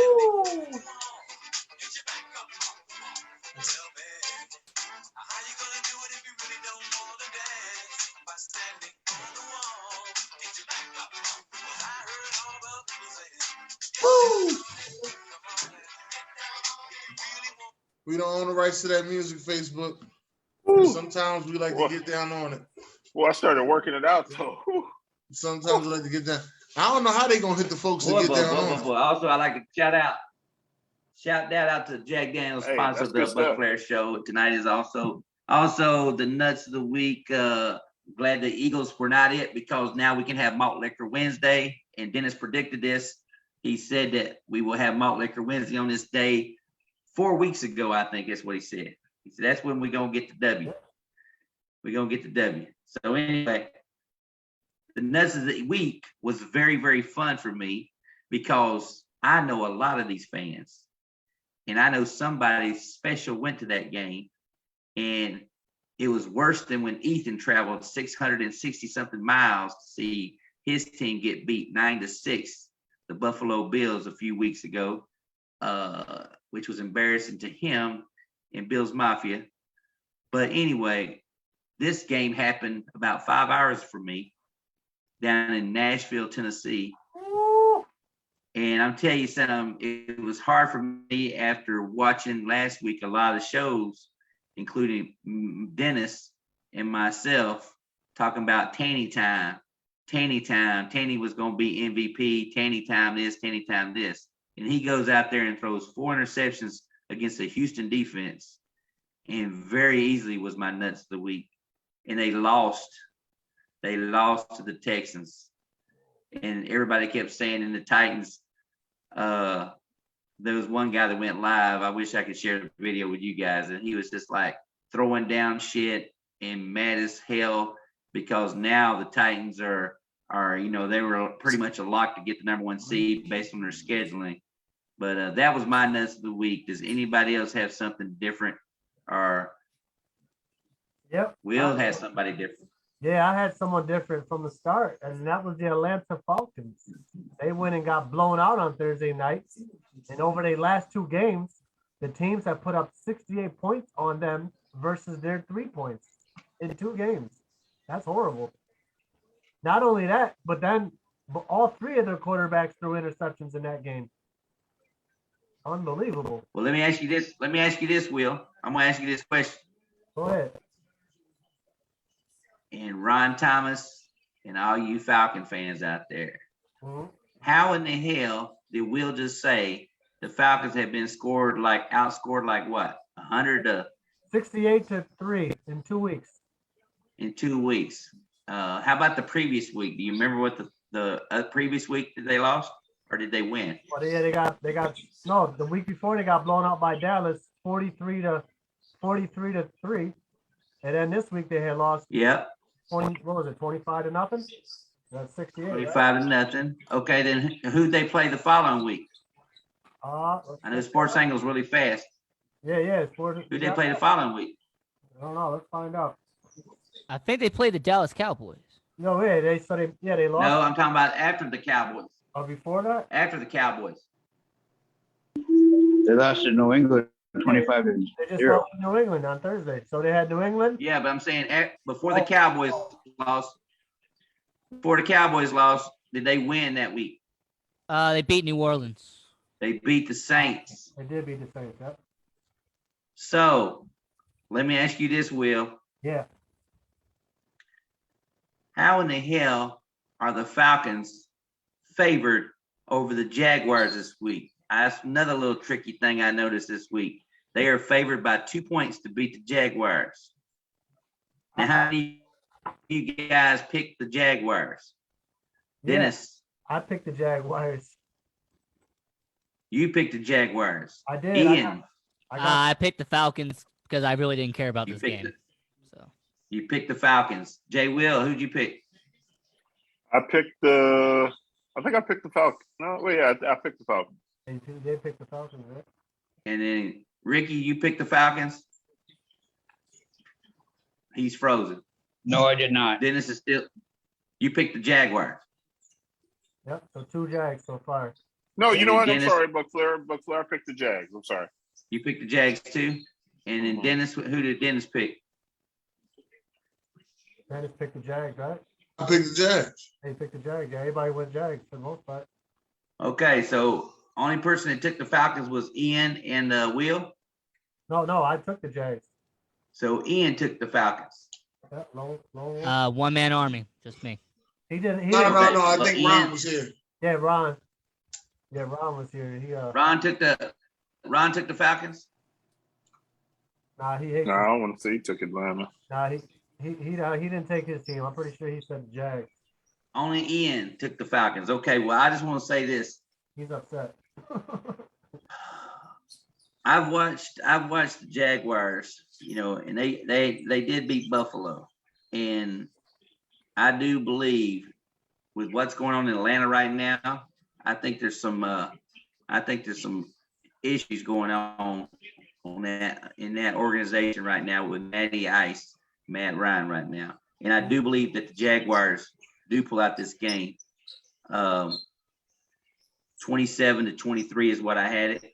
So I got the Jaguars pulling out the win over the Falcons. And Ian, you can do your how now if you want to. Well, actually, you were doing the nuts thing, and and I put my hand up because actually there's. Well, I one did the person nuts I gotta thing, say. but I just wanted to see who was going to be the idiot that took the Falcons so they could howl for me on the show tonight. So you actually became the first howler of the night. So all you got to do is give us a woof. Oh, go ahead. Go ahead. Give Go us ahead. one. Come on. You want the sports Come on. We need a capital? woof. We need a, oh, come on. You the lone wolf. Come on. Wolf. Oh, Come on. We gotta hear the wolf. Oh, come on. You can do it. come on, baby. Give us one now. Come on. Come on. Wolf. Oh, come on. You got to feel it in your. Oh, you Come on, gotta do it feel in your in soul. bones. Come on. The sports Dallas, capital of the world, baby. if Dallas Oliver can do it, I know Ian Kelly can do it. Yeah, don't be shy. Woof. Woof. Okay. All right, there you go. Next week will be our sponsor will be Milk Bone Dog Biscuits. I hope Ian might join us again so I can throw him a bone and show him how to fucking woof. So anyway, all right, Ian. So give us a reason why you took the Falcons. I really don't have a reason. Like, I don't really care about this game at all. So I just flipped the coin. Falcons. All right, cool. I picked He said he Atlanta. has no dog in this fight. Yeah, I got no dog in this So you fight. picked Atlanta the Falcons sucks. just because Jacksonville sucks. Atlanta sucks, Both but teams you went suck. ahead and took the Falcons. Went Man. ahead and took the Falcons. I mean, to be fair, both of these teams are better than my Chicago Bears, but still, they both suck. Okay. So who's your nuts of the week, Ian? Well, I have to say this. Russell Because I'm gonna Wilson's tell looking you very something. average. I'm gonna tell you something. You might have locked up the nuts of the week next week with that little howl you just did, since you didn't give a howl. So hopefully, when I ask somebody else if they took somebody, you will learn how to howl next time. So go ahead. Who's the nuts of the week? Russell Wilson. Russell Wilson in Seattle. Like, the Laying a last big 2 goose weeks egg. since he's come back, he is looking like an average quarterback. Like, he's not looking like the superstar. The guy's won a Super Bowl. He's not looking like the guy. Got that finger, man. I don't think he was ready. It's coming down to him and Pete Carroll, whichever Right. how this organization wants to go, because I think Pete Carroll retires anyway this year. I think he's going to be out as the coach of the Seattle if he wants to still remain there. Russell wants to still remain there. I think Pete Carroll. I said that in the beginning of the year. I think Pete Carroll, unless he can win and win this division again and win a game in the playoffs, because ever since Legion of Boom was broken up, or the Marshawn Lynch failed run attempt, the Seahawks have been good, but they just never been able to get over the, as we say, the Marvin Lewis slump. We can get you to the playoffs, but we can't get you past a win. So anybody else got somebody different as far as the nuts of the week? Yeah, we gotta throw Buffalo in, just because. The Green Bay Packers, this is Kirk Cousins. Anybody?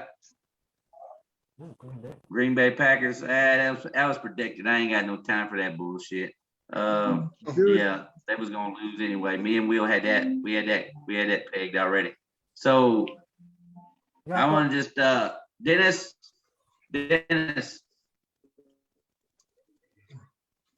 Yeah. What do you mean? Are you eating Thanksgiving dinner already? Are you eating Thanksgiving dinner already? Fucking dessert. No? Okay, I'm just making sure. I'm making sure. Because, I mean, we are drinking tonight, and all I see you doing is eating fucking mashed potatoes and turkey and Beans, subs or whatever you potatoes, wanna call it. tomatoes. Yeah.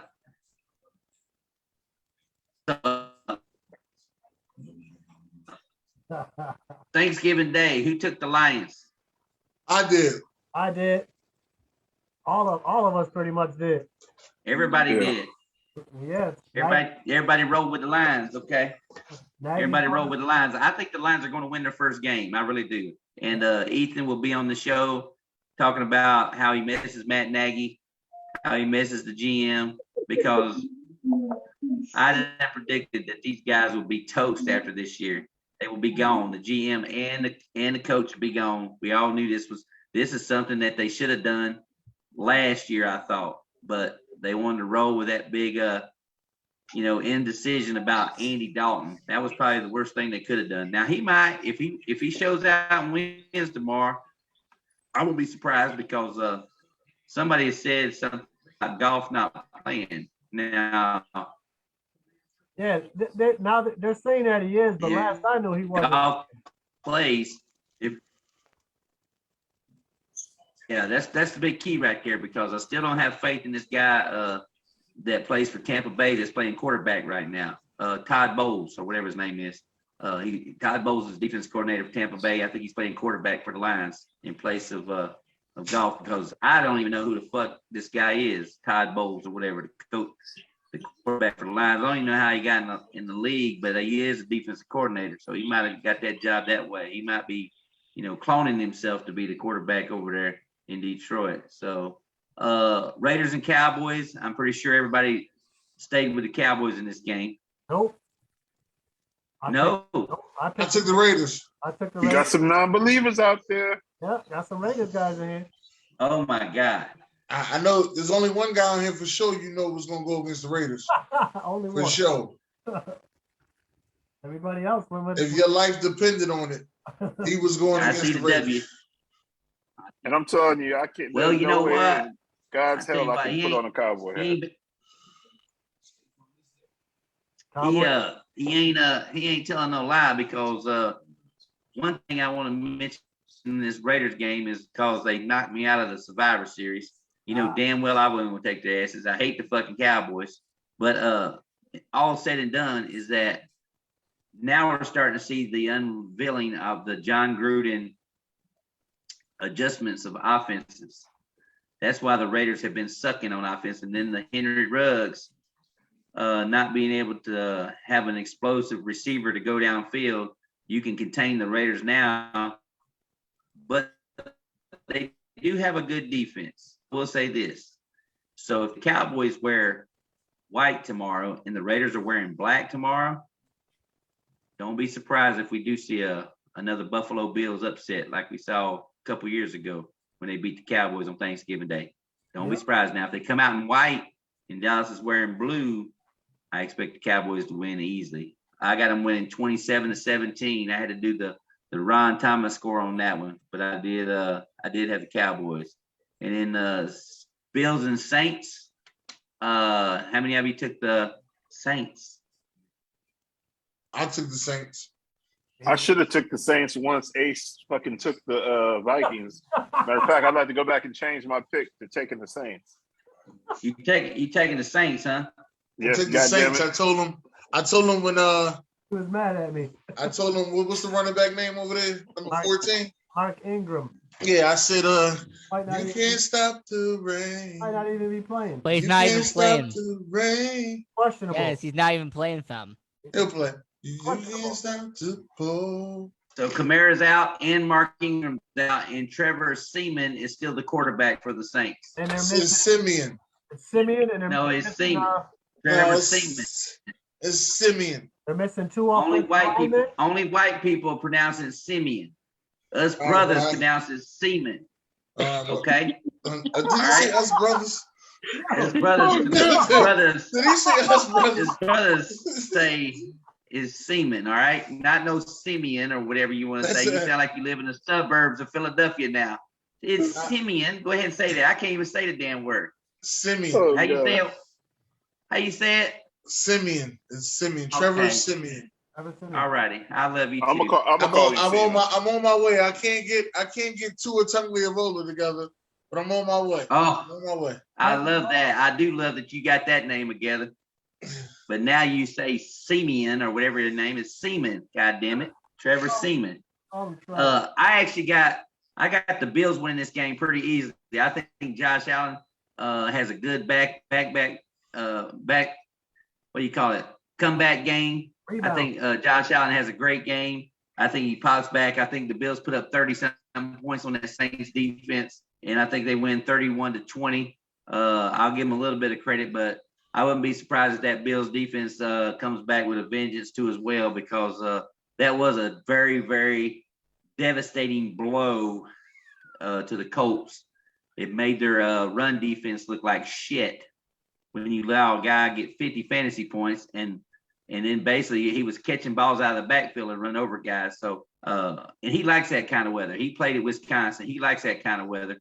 And I think everybody else on the Buffalo team they just could never once they came back a little bit, Buffalo kind of like made that little second urge. The Colts always answered because that will get into the number one game of the week, by the way, because do you guys know how much yards Carson Wentz had passing that game?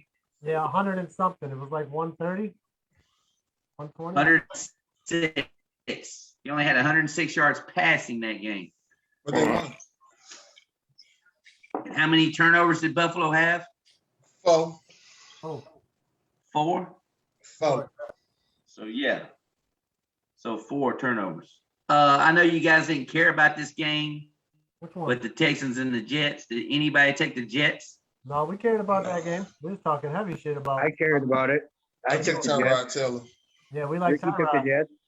So we took the Texans to win back-to-back games. Oh, yeah. Nope. Yeah. Okay, because I got the Texans winning 27-20 over the Jets. And then Panthers and the Dolphins. Interesting Sing game it, here. Jay Will.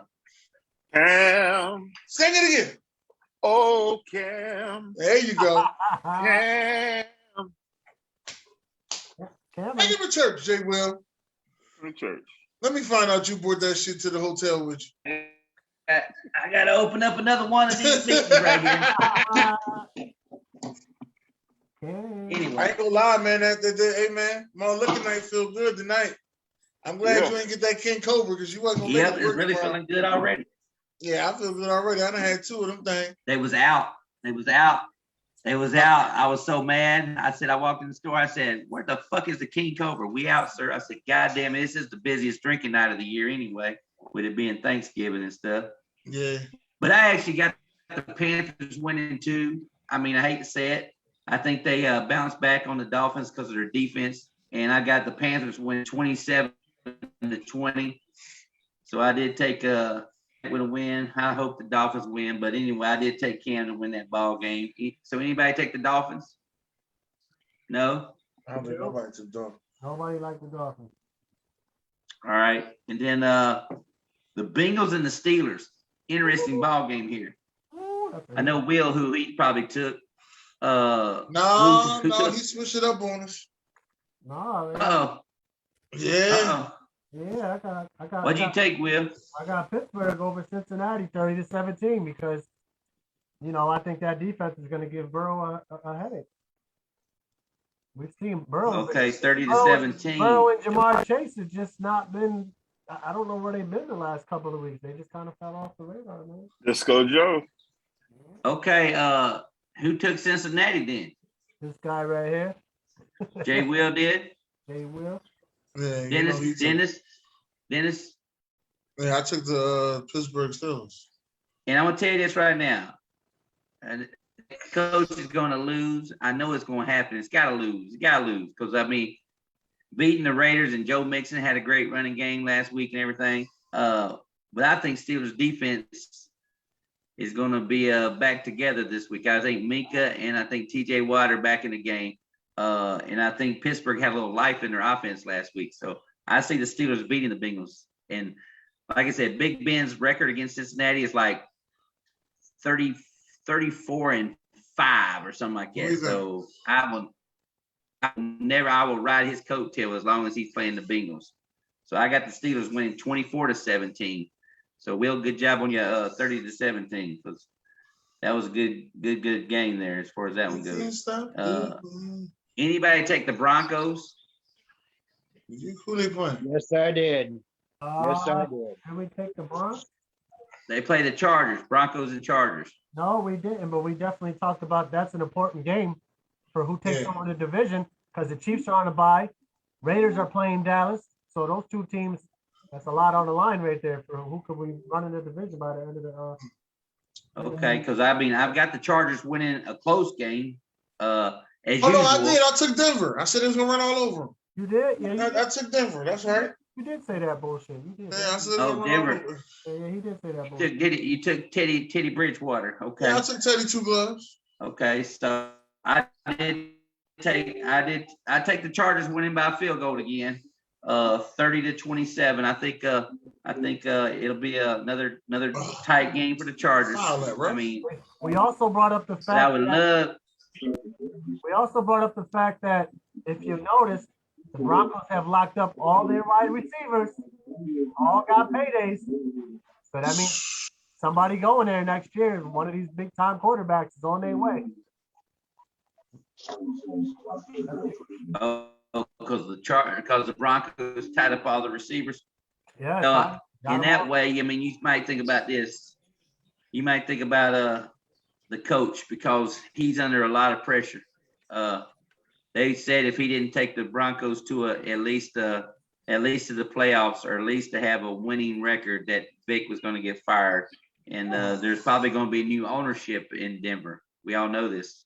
Jay-Z and the guy from Amazon are the two leading candidates to be the owners of the Denver Broncos come next season. So that's probably another reason why they're locking up these guys right now, because they probably got some inside info when they do sell the team. They're spending the money to keep the team there and all that kind of good stuff. So that is. Let's go. Oh. So my last game to talk about is my co-host's game. They didn't make my top 5, by the way, Dennis. I knew that. I didn't have them in my top 5 either. Like, what the fuck? Eagles and the Giants. I got the Eagles winning this game easily because of the disarray of the Giants right now. Ricky is here. I know he probably took the Giants. He took the Giants last Monday. He talked a lot of shit.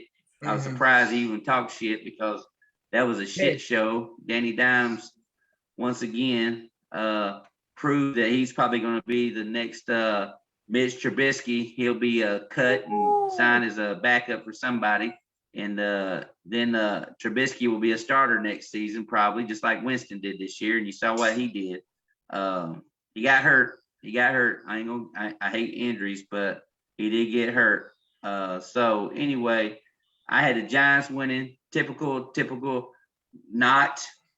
I had the Eagles winning, with Dennis' team winning 27-17. Typical score. I think the Eagles have been running the ball very well here lately. They should have been doing that early in the season. And I know Dennis thinks one thing right now: if the Cowboys lose on Thanksgiving, which they're not, and the Eagles win, Dennis is going to be thinking to myself, oh shit, here we go. Because that means they still got to play the Cowboys the last game of the season. They still got the Cowboys the last game of the season. But there's another team in that division that I failed to mention. And let's see. That happens on Monday Night Football. Did you guys get into that game yet or no? Yeah. You did that game, Monday Night Football. I got Washington winning. I don't like the fact that Seattle is not looking good. Ian said that earlier. He said Russell Wilson has not been looking good. And I just like the fact that Washington has been looking good. I was a dumbass last week because I said, you know what, after they beat my team and they played fucking Carolina's worse than my goddamn team. Carolina's worse than my goddamn team. So there you go. I should have took fucking Washington. I apologize for all my Indian friends that I didn't take Washington. You had the Cam hype, though. You denied the Cam hype. That's what it was. We all did it. We were on the Cam train. I always thought Cam was going to do his thing, and he sure did. He didn't do shit. He did a Superman thing at the midfield, and I would have fucking came out the bench, and I would have punched his ass. I would have punched his ass if he ran on the field and did that shit to me. I'd have ran all the field and Rashawn's got my Cam Newton jersey, so now he's probably feeling pretty good now. Actually, Rashawn Jr. got your Cam Newton jersey. Yeah, Rashawn Jr. got it. Yeah. So anyway, my number 5 game of the week was the Sunday night game, Browns and Ravens, which I think is going to be a toss-up because I don't know which team is going to show up. I really don't. I mean, this game could go. Browns could win and get back in the running, or the Ravens could win and put a kind of a stamp on taking over the number one spot there. So I don't know. How'd you guys pick this game? I know Dennis. I know who he probably took. Oh, Who you take, Dennis? Yeah, Dennis. I actually took the Browns. Yeah, Dennis. Dennis took the Browns. Will, who'd you take? You know what I called this game? Then this is gonna make you laugh. I called this the Lamar. The Lamar had to take a shit game, and he didn't get a chance to wipe his ass. Then I said, when Baker loses, he's gonna make a toilet paper commercial. So did you take the Browns or the Ravens? I took the Ravens. I got the Ravens 34-24. I like the Ravens. 34. And Will, who'd you take? I took the Ravens. Took the Ravens too? Yeah, I think I was a lone wolf on that one. I don't even think. There's no way in the world that Baker Mayfield has a good game, but Dennis somehow thinks that he will. So we'll see. He usually, I'm telling you, everybody that he played in college with, he usually shows up for those games. Oh. Don't ask me why, but you'll see what I'm talking about when you see the game. Okay. So basically, you're gonna be like, damn, basically Baker, you're taking the Baker on fire. That's what you're gonna say. Basically, you're taking the Browns to the Super Bowl. Taking the Browns to win this ball game and get back into the running of that division. I'm actually taking the Ravens to win and putting this guy back into the MVP category. I think he shows out Sunday night. He's got a good game. Oh man, they cheated us, man. What type of shit is this? Oh, here you go. I think it's going to be. Will had it right there on the head with Buck Flair. I had it 34-26.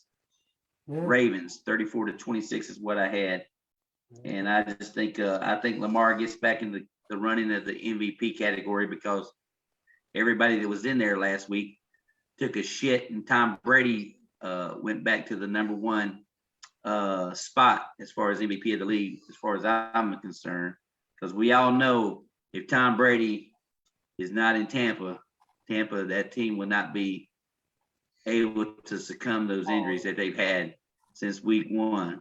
So anyway, before I get to the fourth game of the week, I got to go to the third game of the week.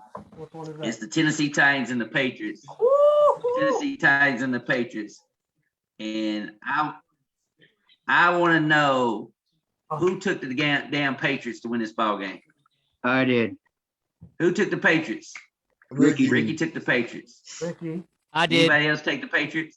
Yeah. What they call these mac and cheese? Mac and cheese Jones. Yeah. Jesus Christ. Okay. Oh boy. And so everybody else on the panel took the Titans to win the game, come back and win the game. Yeah, man, they got embarrassed. Mike Vrabel beats his boss. Got embarrassed the other day. They gotta beat him. You just think because the Titans lost to the Texans, they're gonna come back and beat the Patriots. Who, Dennis? Yeah, they got embarrassed. Dennis, are you here? I'm here. Drunk. I'm watching the game. I'm watching the game and I'm upset because the fucking the Warriors getting all this fucking home cooking. Come on now. You guys is up by fucking 20 points. Who they playing? The Warriors playing the Sixers. Oh shit, Dennis. God damn it. You guys damn it. Is Embiid back yet or whatever his name is? His name is MB. Damn, you fucking up everybody's name tonight. When brothers call it Embiid, goddamn it, Embiid. Is that it? That's your brothers. Let's call it Embiid. Your brothers call it Embiid. And they down by 20? Now we down 10 right now.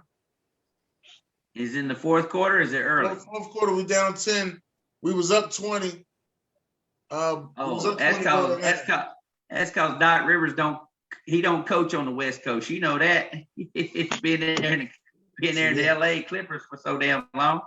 He'll blow a 20-point lead on the West Coast. That's just the way he plays. He probably benched he probably put Tavares Harris on the bench for like 10 minutes. He probably had 20 points. He said, "You need to sit on the bench. Give somebody else a chance to get in there and play."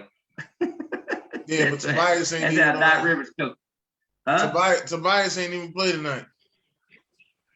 And that's what I mean. He gave somebody else a chance to play.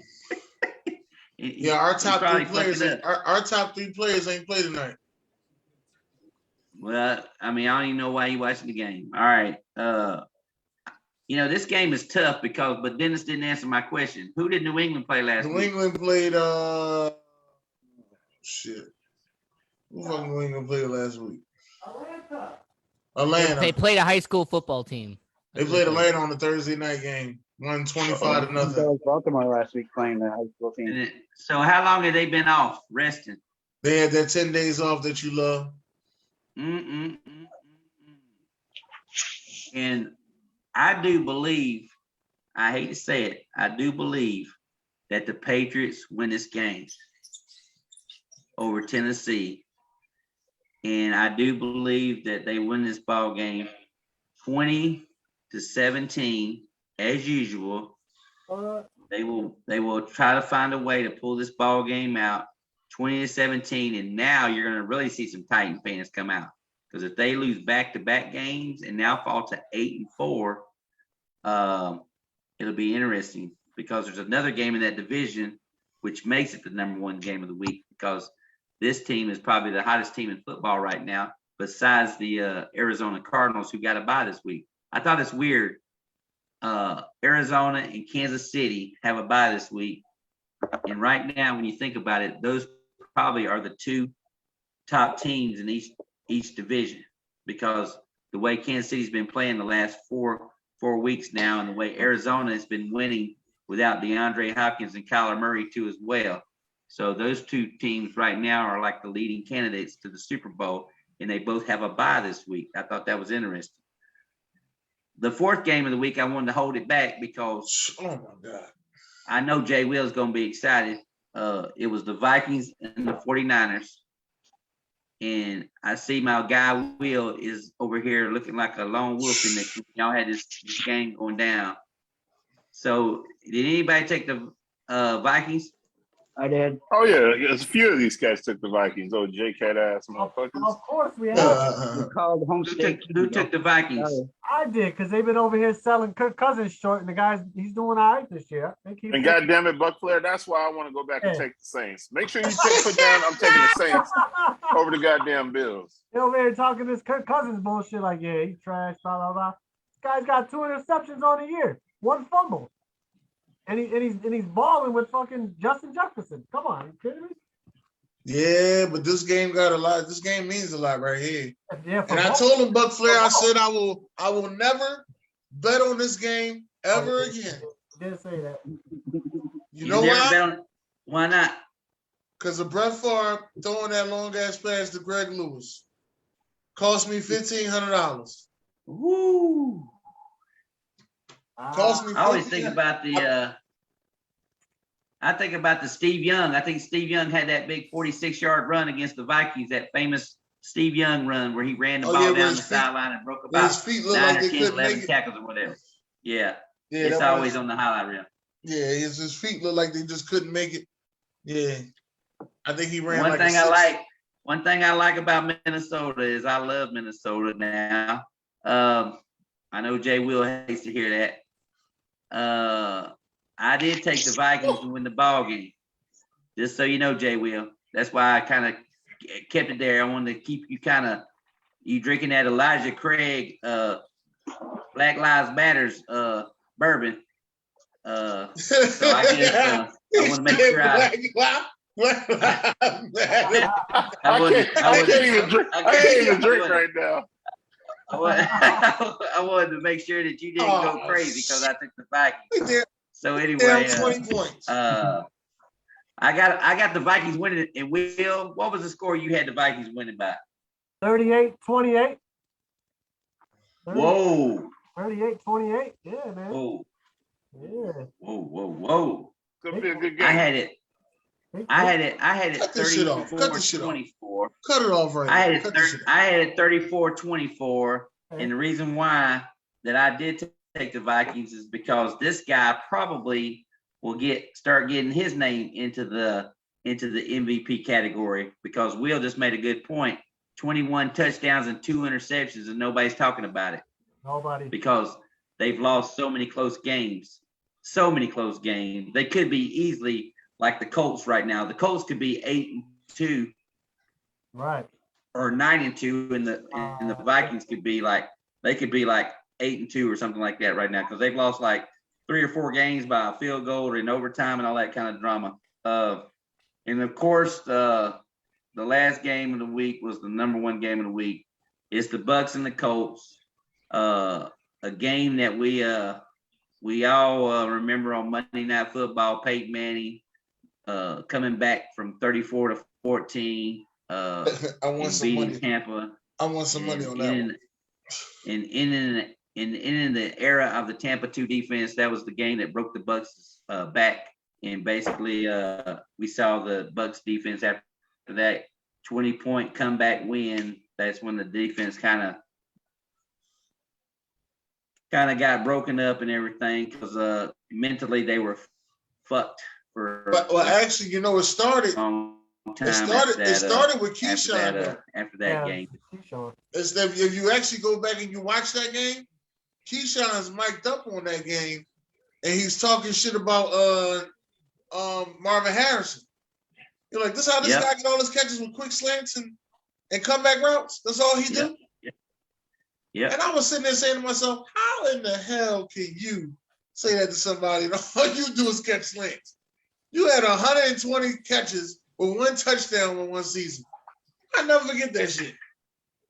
Yeah, I mean, I honor with what's his name, Devon Stanfield. He keeps saying that Keyshawn Johnson is a Hall of Fame wide receiver. I'm like, get the fuck out of here. That guy better not even touch the Hall of Fame. He's not even the best wide receiver in his draft class. That's the crazy thing about it. He better. And he was drafted. He was drafted in the first. I think he was the number 1 pick. I think Keyshawn was the number 1 pick.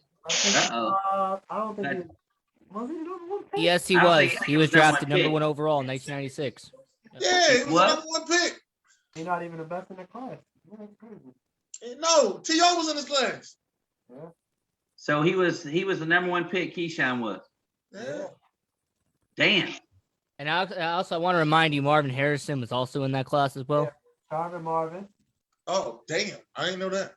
Marvin Harrison also was he's still in my.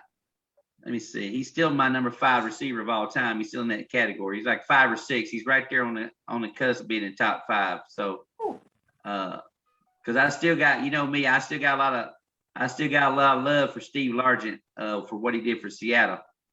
I mean, that man was unreal playing ball and what he did on a shitty team. What the hell? Hold on. What the hell did he do for Seattle? Who you talking about? Back then they were in the AFC West. Back then they used to be in the Raiders division. I mean, I'm 50 years old, so I mean, what in the hell did he do for Seattle? Who you talking about? Who y'all talking about? Steve Largent. Steve Largent. He racked up a lot of catches. Damn well. You know what he did? He caught everything thrown to him back in the day, and he played on shitty teams. And just like Calvin Johnson played for the Lions, and he only played for such long times. Jay Will, you know better than that. Consistency is a big thing. And for I get that. And he had nobody at quarterback. I mean, I put him kind of in the category where if Andre Johnson would have left Houston to go play with a quarterback, Andre Johnson, we could be talking about him up there with the TOs of the world because, T.O. had to leave. And he left, and he kept trying to find guys that was going to make him the me. Steve Young, right? Donovan McNabb, Tony Romo. Jeff Garcia. To me, Jeff Garcia was his best combination.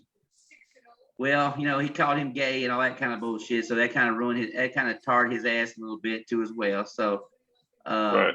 But I just don't. I mean, I just. So wait, I mean, and I'm not trying to be funny, but are we giving Steve Largent this whatever you want to give him because he's a white dude? I gave him top 10. Well, think about Jay Will. He was all right, but Jay Will. What do they call the best? What do they call the best wide receiver in college football? What kind of award does he win? Heisman? The Steve Largent Award. No. Oh, Steve Largent Award? Okay. No. I don't watch college, so. No. What kind of award did they give him? I don't know. He plays for a team that you hate.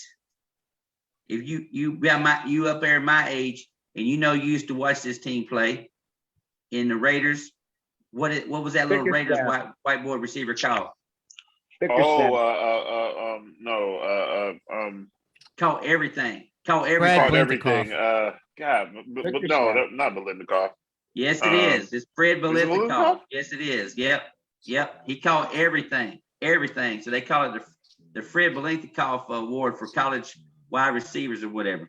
So, because he just, that's what they called him, because he caught everything. So, but to me, the reason why I still have Largent, like I said, I won't say he's top 5, but he's right there, in the top 10. He's up there.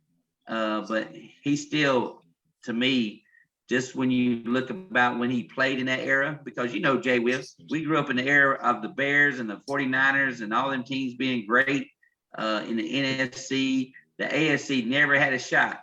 They never had a shot against the NFC teams, because the 49ers, the Redskins, the Giants, all those teams were so dominating that I can't remember. I don't know if the AFC even won a Super Bowl until the 90s. Who was the quarterback for Seattle back then? Jim Zorn.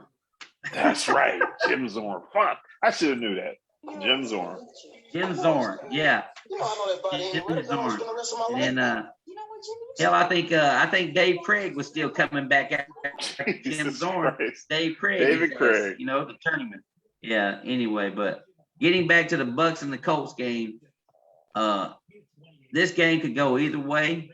But I think it's going to be high scoring. It's my high scoring game of the week, believe it or not. Dennis? You got a high score? Yes. I got this game being like my high scoring game of the week. I think it's going to be a high scoring game. Me and Dennis had the same score on this, if I recall. Yeah, we did. I think we had 30, 31, 35, I think it was. 35, 31. Yeah. Who'd you have winning? Tampa. So I want you guys to know something. I had the Bucs winning 38-35. 38-35. Yeah, you know why I had that score winning 38-35? How's that? Because when Peyton Manning beat Tampa, the score was 38-35. So that's why I have it 38-35 in favor of Tom Brady. Now, here's what I got a question for you guys. Since I love fans when they get crazy. And if I ever went to a Buffalo game, I would probably do this too as well. Should I wear my Tom Brady jersey to a Colts game? Yeah. Absolutely. Yes. You live there, so you already know them knuckleheads. Be prepared. Yeah, be prepared. You've been living there for so long, you know all of them. Shit. Be prepared for that backlash, though, because, The only thing I'm going to tell you is I hope you got some good seats. Don't be sitting up there with the ones that don't know how to handle their liquor. And the 300s, yeah, they're going to try to. Right. Don't you sit up there with them. And I know you got the Buckettes with you. Hey, I'm telling you what's going on, man, in Indianapolis right now. These are the highest tickets prices for the whole year for the Colts fans. They are selling these tickets left and right. And right now it's $200. Not like the New England game. New England game was $1,500 minimum a ticket. This game is $200 minimum for nosebleed tickets or whatever. $200 minimum for nosebleed. I'm talking about up in the rafters and stuff. So they are doing some good scalping in this game right here. So I'll be interested to see, one, how many Tampa Bay fans are in the stadium. Two, the Colts are actually winning and the city's on fire right now. They are going crazy here in Indianapolis right now. I mean, they are like, but the only thing that concerns me in this game is Quentin Nelson. I don't think he's going to play. I really don't. So they're not talking about they not over there talking about Benson Carson to say that pick, that draft pick? No, they ain't talking about. They don't give a shit that as long as they win it, they ain't thinking about that draft pick right now. Just like Philadelphia, Philadelphia. If Philadelphia starts winning, they ain't thinking about 3 draft picks in the top 10. You know what I mean? Now they got 2 already locked up. Is that right? No, they don't say in the top 10 no more. They just say they got 3 first-round draft picks. That's what they right. say. They don't sit there. Now, they had 3. They had 3. Now Right? Everybody got the hype. Now the hype is Jalen Hurts is now the franchise quarterback. Everybody believes he's the franchise quarterback. So now we can spend those picks on something else. That's the hype right now. As soon as he loses a game, like if we don't beat the Giants, then the whole story gonna be, oh, Jalen Hurts never won a division game. He ain't the quarterback for us, all that type of stuff. Kenny Pickett, Pennsylvania, I did think your coach would be a one-year wonder, but I mean he might turn things around because he's growing on me. I said that last night. I said he's growing on me. Yeah, I mean, I think the fact that he's been kind of, I would say, not the word cool, but he knows he knows what to say, and he carries himself well in the media in Philadelphia, where people they can throw flowers at him and all that kind of bullshit. And they can chant, run the damn ball, or some shit like that. But I think the fact that he hasn't came back with backlash like Doug Peterson used to do. Doug Peterson, he didn't take no shit. He used to run his mouth a little bit, and that got him in trouble. And he shouldn't have been fired, but we all know he's going to be coaching next year. He'll probably be with the Chicago Bears. No, I don't think Chicago is going to take another Andy Reid disciple. Maybe the Giants. I actually think that go to the Giants. No, I think he's going to Oakland. Ooh. I can see that. Wait, Raiders? What? I think he's going to the Raiders. The Raiders are not. I'm gonna tell you this right now. The Raiders are going to go after the highest profile coach out there that they can get. And the one guy that's coming up. You got to think about it. This is the one coach that turned the team around and won a Super Bowl within 2 years. Dennis. I'm not giving him all the greatest glory, but I'm just telling you, we're talking about Oakland. Simon Fletcher. We talk about the Raiders. Fletcher Cox. Talking about fucking Las Vegas. Fuck the Raiders. Fuck the Raiders. Wait. Who are we talking about now? We're talking about the Las Vegas. You keep saying Oakland. Don't call them Oakland. Well, I'm fucking old, man. It's the Oakland Raiders. It's the Washington Redskins. I'm old, man. Hold on. I know him as Los Angeles Raiders. That's how I know. See, that's now Flair. We're talking about that. I'll get it now. All right, Ian, you're right there in Vegas capital. What's the latest rumors on the coaching carousel there? Well, I've heard that they are going to be interviewing a lot of coaches in the next couple of weeks. I'm going to tell you who they should pick up, but there's been somebody that has been rumored for months to take over. Now, who they should pick up is Byron Leftwich. Byron Leftwich should be the new coach. That ain't gonna happen. Next. However, Brian Dabble, for some stupid reason. Yes, get him out. Yes, take him. For some stupid reason, Brian Dabble, because he's a Belichick prodigy, the Raiders are interested in picking him up. They'll be back. They'll be back to being the same old Raiders. And by the way, Buck Flair, since you brought up the Bears, if Vance Joseph isn't the new head coach, I'm going to be very disappointed. Buck Flair, what you got against Doug Peterson? That's what I want to know. Man, Vance Joseph. I don't have nothing against Doug Peterson. Well, so why he can't go to the Raiders? The way this coaching carousel is going to work this year, I'm going to tell you how it's going to work. We're going to see a little bit more. We're going to see more minority coaches go into head coaching jobs this year. I can tell you that. I doubt that. Like Byron Leftwich. I can tell you that. Eric Bieniemy. Yes.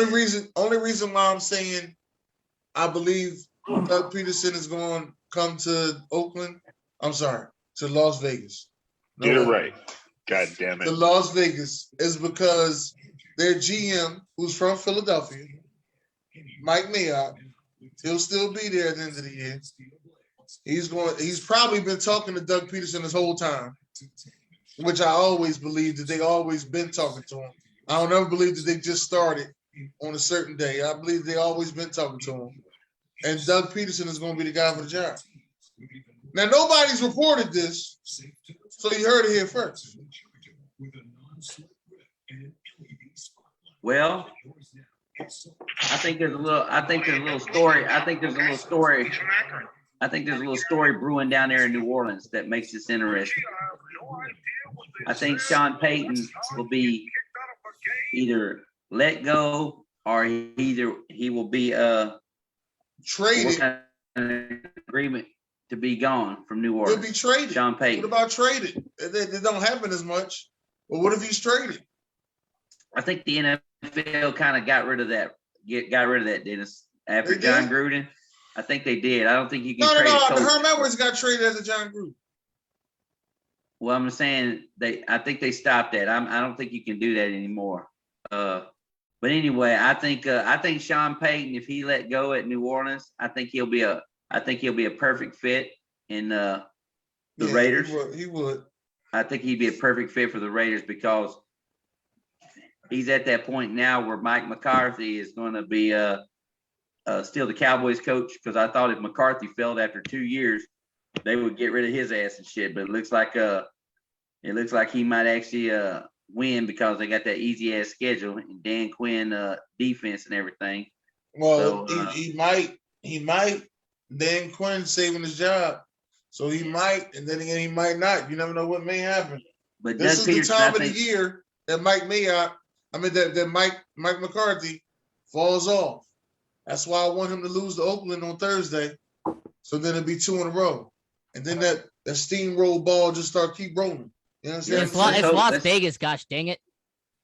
But I think Sean Payton. I think Sean Payton ends up in Las Vegas next year, and I think Doug Peterson ends up in New Orleans next year. I think Peterson goes to New Orleans next year, and I think Will. So where these minority coaches you've been talking about at? Well, Doug wait Peterson a minute. Got some black in him? Yeah, he does. You know what? He does, goddamn. He was an NFL journeyman quarterback. You know that son bitch is out fucking everybody. So yeah, he does a bit. So but Will's guy, his OC, his offensive coordinator, is still going to be the number one guy to get a job somewhere. It's him or beyond.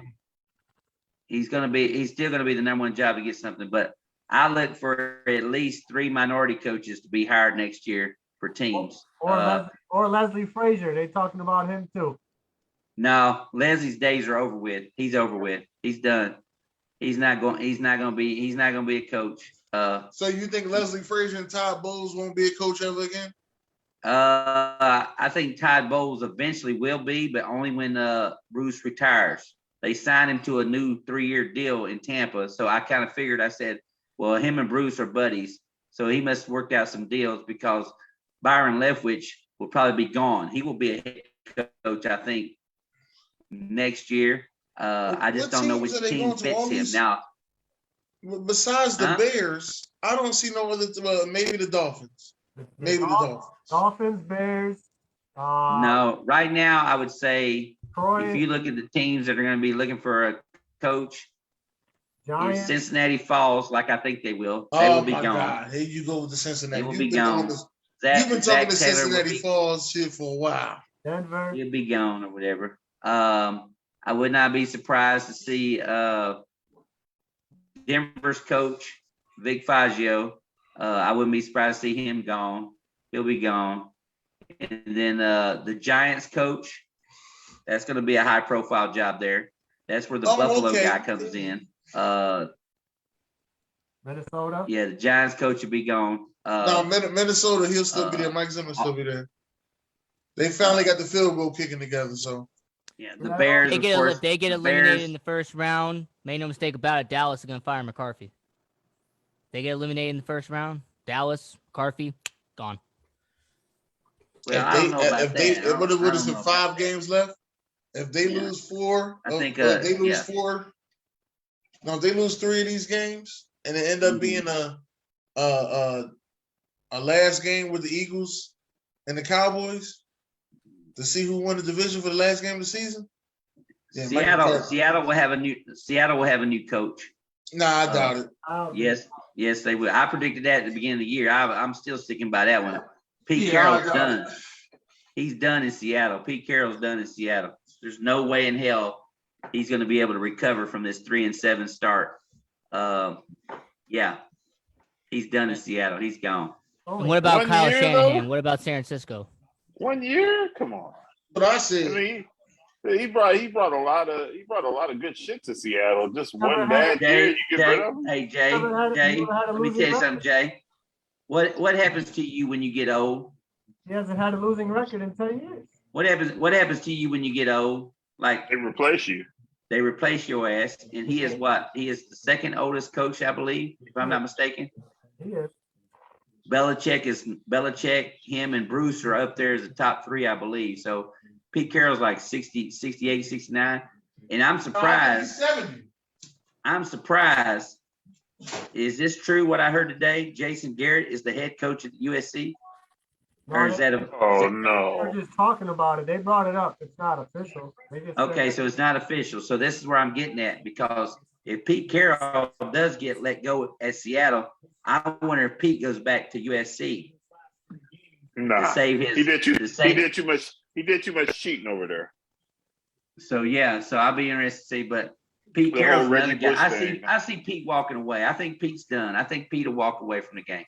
I really like 79, 78. It's time.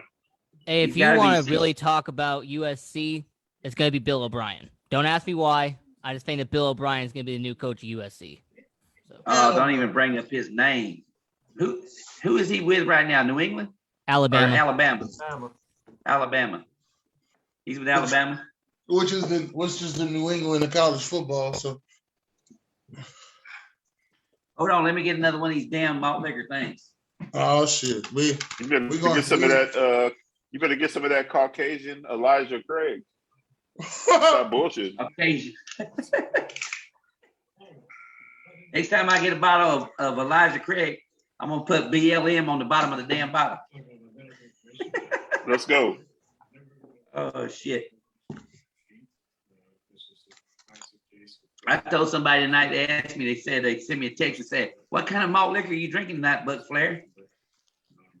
You ain't drinking the King Cobra." I said, I don't know yet. I said, I got to get to the liquor store, find out what they got in stock. And this lady went back there and she was climbing over all kind of fucking stock looking for some goddamn King Cobra. I said, y'all ain't got no damn King Cobra. I said, I've been drinking this shit like last 2 years on the Buck Flair show when we have malt liquor night. And goddamn it, I went and found these motherfuckers. And you guys ever drink these? No, I never had none. Oh man, I've been drinking them since I was a kid, man. I call those grenades. Those are the grenades. Yeah, this is how big they are. They like little grenades, Will. Yeah, they're grenades. Yeah, I never. The last time I drank this malt liquor, I remember it. 1989. Oh damn, I was a young boy. 1989. You thought you got her pregnant, huh? You was Billy. And I was at a strip club in Indiana. I remember. I was at a strip club in Indiana. Oh shit! And they said, "You ever had some Mickeys?" I said, "Some Mickeys." I said, "Some Mickey Mouse shit." They said, "No, some Mickey's malt liquor and shit." So they brought out these little Mickeys like this right here, and I probably drank about shit. I probably drank at least about 10 of these bottles. And back in those days, you know, that's a good high. But yeah, exactly, Will. Yeah, I had a high. At that time, I was seeing a stripper that was, anyway. But yeah, I mean. Entertainment purposes only. All right. Entertainment purposes only. Exactly right. I just want to make sure we say that on the show.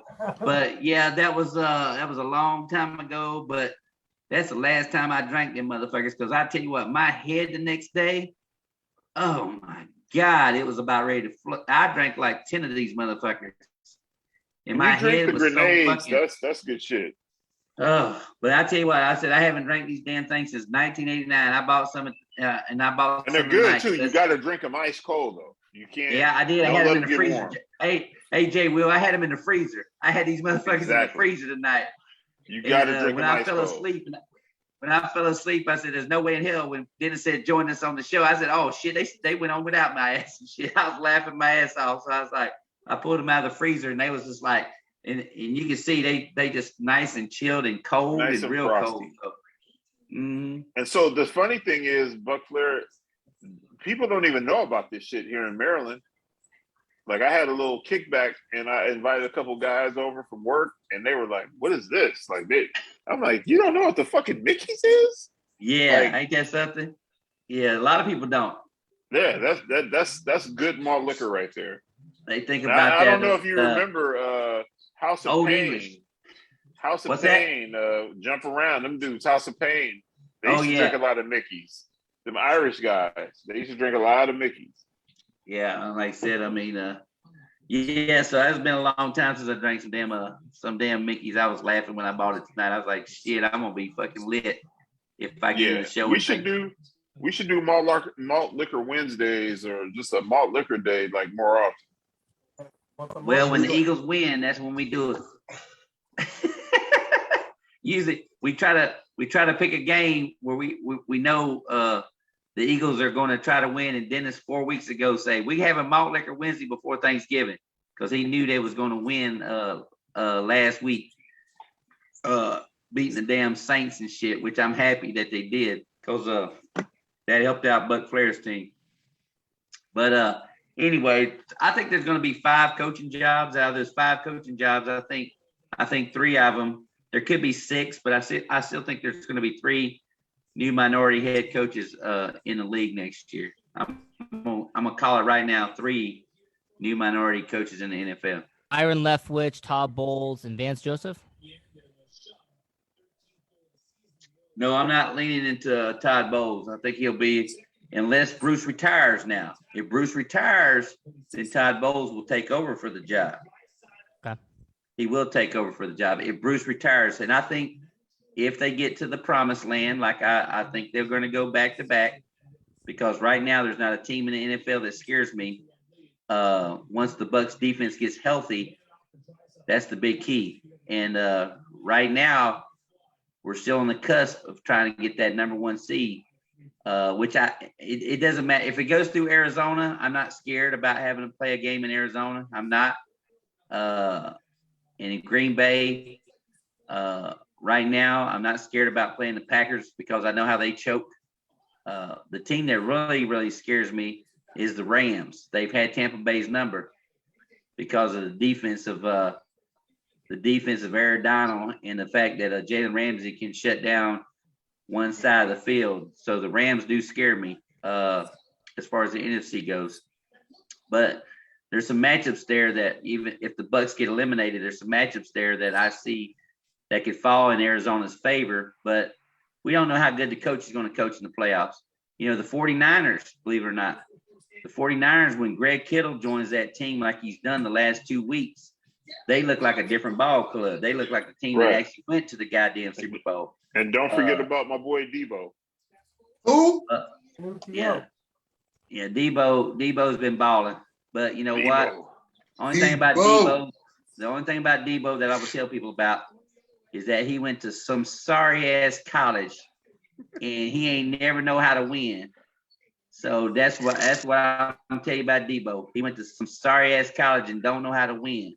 So that's the bottom line with Debo. When you go to the fucking University of South Carolina, you can talk about the Sterling Sharps of the world. You can talk about the Debo Samuels of the world. When you ain't used to winning in college and you used to work, you want to put up stats. That's what them Gamecock receivers do. They put up stats. Irvin Fryer out of everybody. Irvin Fryer is in my top 15 wide receivers of all time. He's another South Carolina guy. Not a Gamecock, but he's a South Carolina guy. He's another one of those guys. Don't forget about Alshon Jeffrey. Alshon Jeffrey. Who else went to Garrett? Oh, there was some more guys that went to. The guy for the Raiders. Edwards, Brian Edwards. He went to the University of South Carolina. So yeah, there's a lot of guys out there that went to that university and didn't do shit. George Rogers, how about that name? Jay Will. George Rogers. Who? George Oh, Rogers. man. Do you remember that name? Jeez. That's a He won long ass time ago. That's the 90s. No, that was the 80s, buddy. He won the Heisman right after Herschel Walker won the Heisman. He won the Heisman for the Gamecocks in South Carolina, and he got drafted by the Saints, #1 pick, and lasted 2 years or 3 years in the league, and that was it. That's what I'm talking about the University of South Carolina so much, because they are not a good franchise. Clemson runs the state of South Carolina. I want to make sure everybody knows that. Clemson runs the state of South Carolina. So yeah. And shout out to Jadeveon Clowney though. Oh, Clowney. There's another goddamn Gamecock motherfucker that everybody was all on nuts about. Oh, he just awesome after that big Michigan hit, but then he pulls out for the entire year. Oh, I'm going to sit out the entire year of college, and they still draft that motherfucker in the top. And then he goes to Houston. Hold up! Don't forget about the defensive player of the year 2 years ago. Oh, Gilmore? Yeah. Oh, Gilmore, Stephon Gilmore. Stephon Gilmore. Oh, Gilly. Man, Jadeveon Clowney, he had one All-Pro selection. Everyone thought he was great. Man, come on. Yeah, he's another. I consider him he's right up there with the bust of the world too as well. Jay Will, 49ers fan. Jay Will, 49ers fan. Talk to me. Let me ask you one question. I'm gonna ask you one question. You're gonna have to hit it. How long have you been a 49ers fan? 79, 78, 79. So you just said I'm a 8-9-year-old kid and I'm gonna join the San Francisco 49ers, or what was the deal? Nope. My dad, I'm from East Oakland. Okay. My dad used to hang out at bars with Otis Sistrunk and Gene Upshaw and like a lot of the Raiders. Yeah, the Raiders guys. And my dad was a huge Raider fan. My mom was a huge Niners fan. And my dad one day was at home. He was talking shit, and he was like, "Hey, you know," because I would watch the Raiders with him, and I watched the Niners with my mom. And then my dad was like, "Hey, you know what I'm saying? Like, you got to fucking pick a team. You can't just root for both teams." And because my dad hated the Niners, when he put my back against the wall, like shit, I'm siding with my fucking mother, man. I love my mama. You know what I'm saying? Shit. So that's when I went with the Niners. You know what I mean? He didn't like that shit, but I went with the Niners. I'm like, well, you tell me I got to side with mom or I side with you, I'm siding with mom. So, oh my goodness, the Mama Will show now. I can see it already. The Mama Will show. Lord have mercy. Yeah, that's a great one right there. That's actually that's how it started. Because Bill Walsh came to the 49ers in '79, I believe, and he had maybe '79. Yeah. Yeah, had O.J. Simpson was a 49ers. People don't realize that O.J. Simpson was a running back for the 49ers. So Buck Flair, let me tell you this. I actually knew that, Buck Flair, but I'm gonna tell you how I found that out. Watching O.J. versus the People. Oh, that's how I found that out. Let me tell you this, Buck Flair. Let me tell you this. I followed Jim Plunkett from the Niners to the Raiders. That was Jim Plunkett was a quarterback for the Niners, and he went to the Raiders. And I was so young, and I was just like, oh man, that's my quarterback for the Niners. Now he's playing for the Raiders. So I used to root for Jim Plunkett with my dad. And I was like, because all I just remember, Jim Plunkett playing for the Niners. Now he's on the silver and black, and my dad was like, nah, you can't root for both teams. He won 2 Super Bowls for the Raiders, and people don't realize that Jim Plunkett. I think he was actually the #1 pick coming out of college, if I'm not mistaken. He was supposed to be that 49ers savior at quarterback, and he just never had an offensive line to block for him. And then he went to the Patriots, if I'm not mistaken. I think he was with the Patriots too as well. And then he went to when the Raiders become they were up there. They were like the top 3 organizations at the time: the Raiders, the Cowboys, and the Steelers. Right. And that team, boy, I tell you, Jim Plunkett. If you didn't, he's another quarterback. He's like the Eli Mannings of the world. He's like a guy that don't have the stats, but when it came, he had 4 good years there for the Raiders, and they won 2 Super Bowls. He beat Philadelphia Eagles. He's the one that made Dick Vermeil cry on the sidelines. Then he was the first guy to do it when the Eagles got beat by the Raiders in the Super Bowl. That was Jim Plunkett, and people don't realize the Raiders at that time. The Raiders had so much talent with Lester Hayes, like you said, Gene Upshaw, Art Shell. Art Shell was a left tackle. You had you Cliff Branch. I mean, Fred Bilenikoff, Dave Casper. I mean, they had people don't realize this. I always say, if it wasn't for the Pittsburgh Steelers, the Raiders would probably have about 9 Super Bowls. If it wasn't for the Pittsburgh Steelers, they would have 9 Super Bowls. So that's why you saw such a big Raider fan base, is because they were the shit from like the 1970s all the way until 1985, I believe. That's when the downfall hit. So Buck Flair, I used to hang out at this bar in East Oakland. It was owned by Marvin Upshaw, who was Gene Upshaw's little brother, who was a tight end for the Kansas City Chiefs, and another guy named Clem Daniels, who was a running back for the Raiders in the 70s. And Marvin Upshaw Marvin Upshaw owned his own club in Jack London Square in downtown Oakland called Uppies. It's called Uppies. And then him and Clem Daniels came together and they joined forces and they opened up this club in East Oakland called the End Zone. And so Clem Daniels was huge. He was huge in Oakland.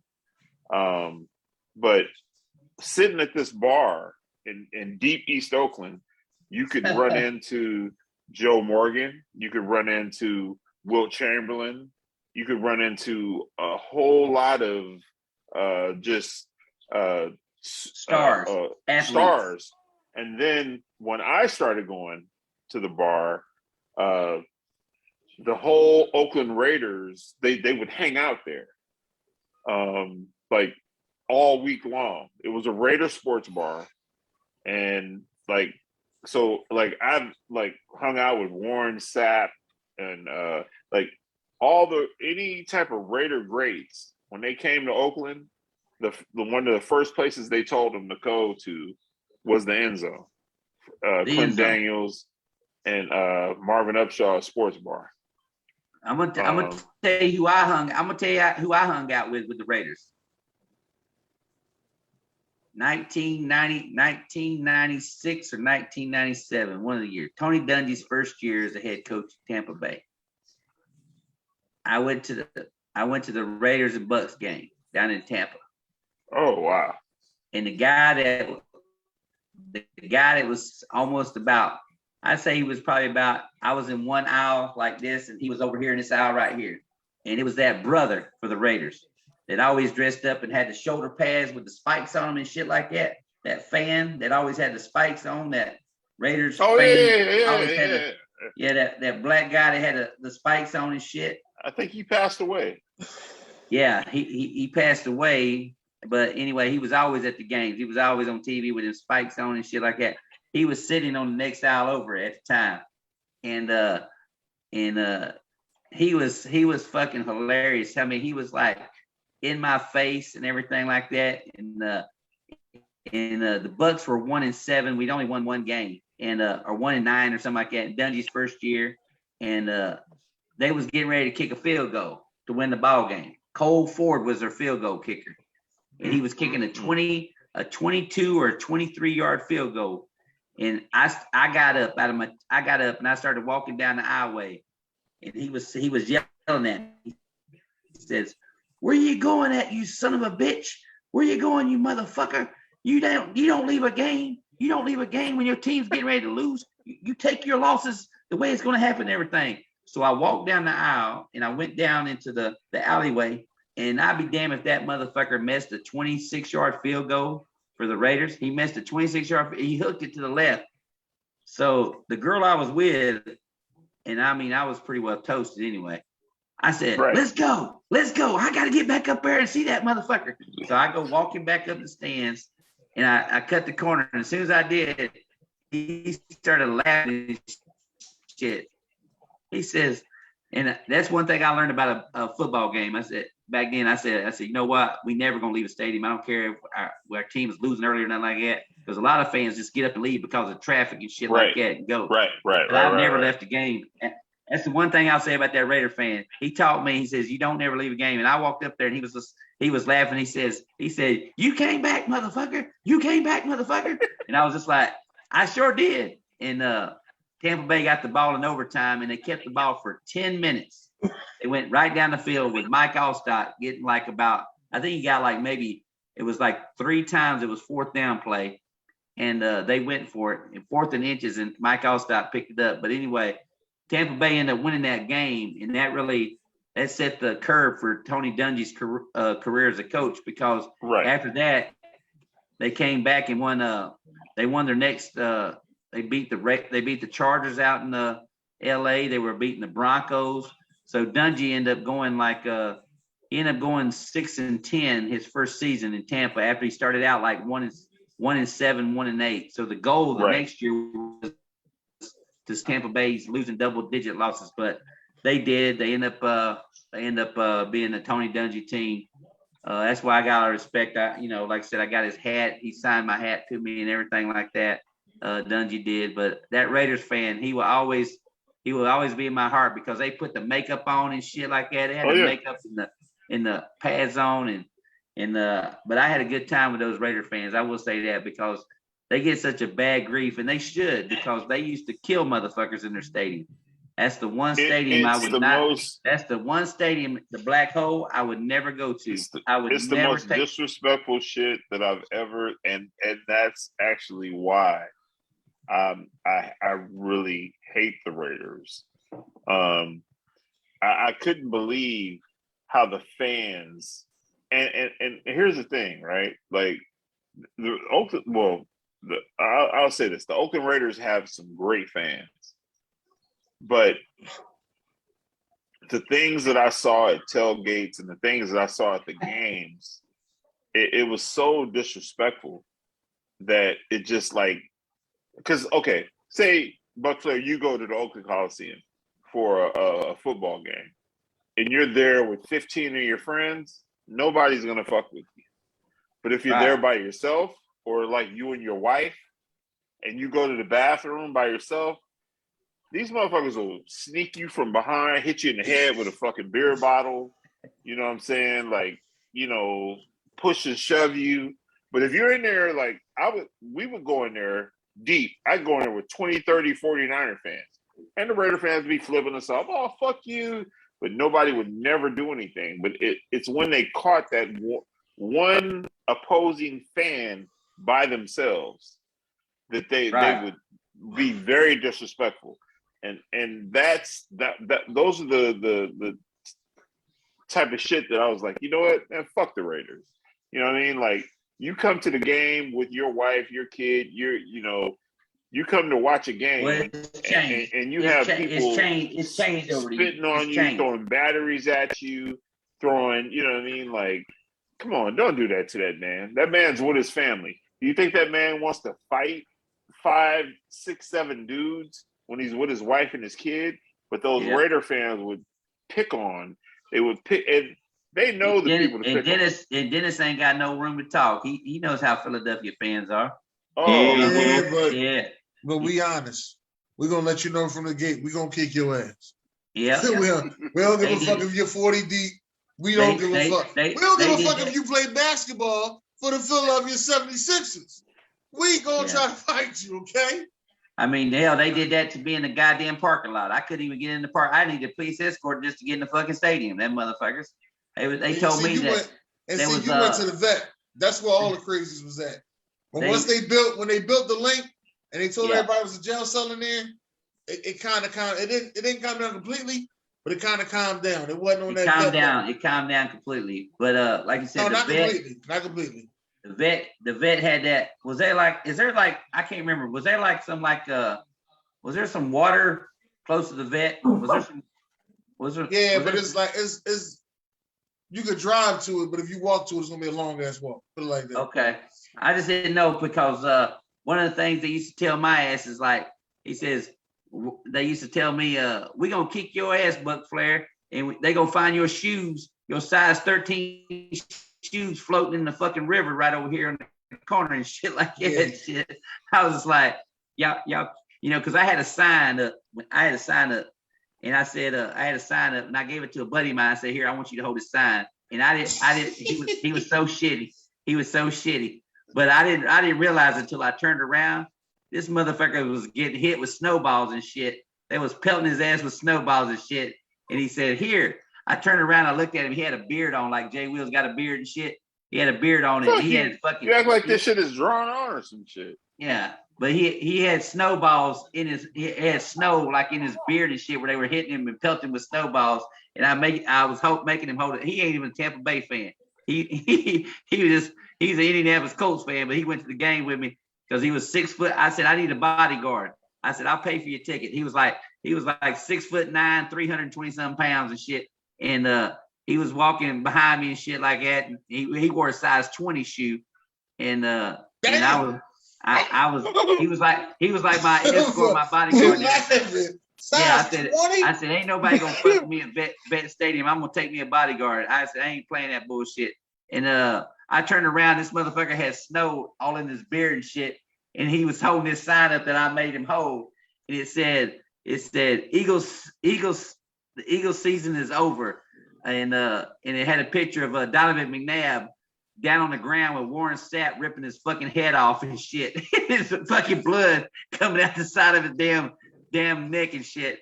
And these Philly fans was just throwing snowballs behind me. I didn't even see it shit because I was walking in front.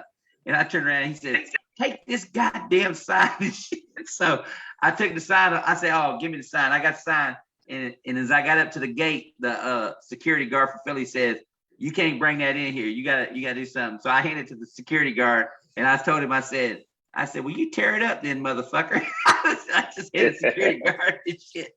And when I said that, I looked at my big friend. I said, "He's with me." I said, "You want to try to fuck with me?" So anyway, I walked in the stadium. I guess they must have been on the walkie-talkies and shit like that. They said, "There's a motherfucker with a Bucks jersey on." And you know, you don't wear opposing team's jersey to the Vet Stadium back in the day. They would not. If you wore opposing team's jersey, I'm glad you sat down by them.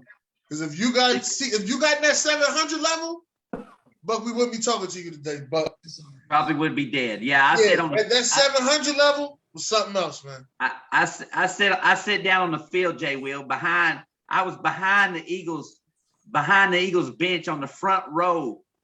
On the front row. That's how crazy I was. I got front row tickets. And what's his name? What's that linebacker's name? Hugh Douglas and Troy Vincent and all them guys. They was like coming over there and like looking at my ass. And then the Philly fans at first wouldn't let me sit down in the section or whatever because I had 3 guys with me. I had my bodyguard and I had two other friends that wanted to come for the ride. And they was like, the Philly fans was like, "He can't sit there. That's bullshit. Who the fuck sold their tickets out? Who was a sellout? So I don't know how in the world we got these tickets, but we got 4 tickets right behind the Philly Eagles bench. And Hugh Douglas and Troy Vincent. Now the Eagles did win that game, by the way. That was not the close down bet game, but that was the actual game that John Madden actually called me out on national television. And the reason why he did that was because I looked up like this. I looked at the press conference and John Madden and Pat Summerall was up there calling the game. And I looked up out there and I could just see John Madden probably saying some shit like, the Philly fans are chanting something that should not be chanted on national television or whatever because they were so close to his ass at the Vet Stadium. Because this is the chant that he said, and I think that was a game where it was 21-3 or 21-9. Eagles won.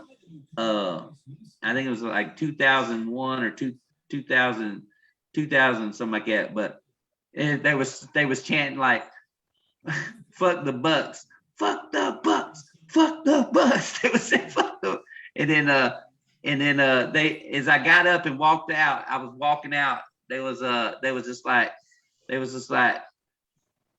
saying some shit. They was all cussing and shit. But I told Dennis, I said, Philadelphia is the only stadium that I've ever been to where I swear to God I never saw a female the entire game.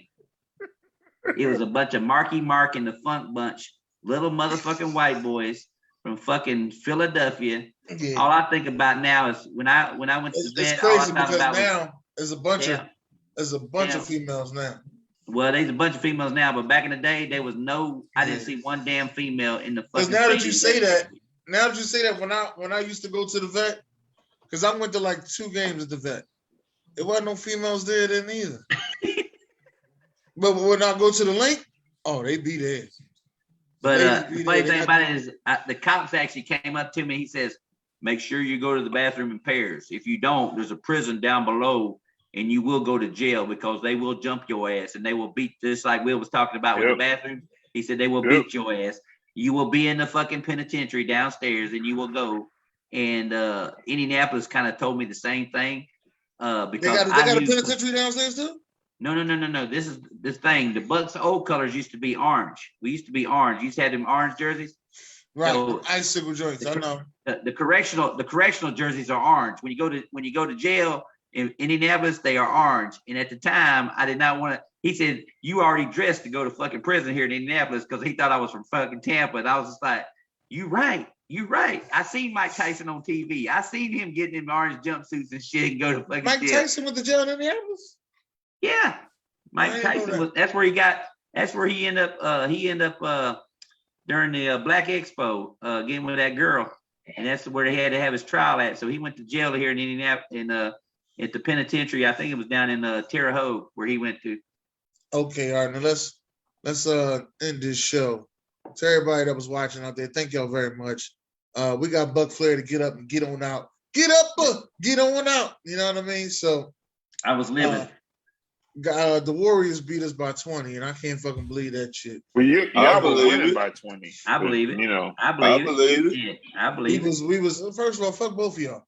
We was up 20, and then we lost by 20. These Sixers are something else, man. They're something else. But to everybody out there, God bless y'all and good night.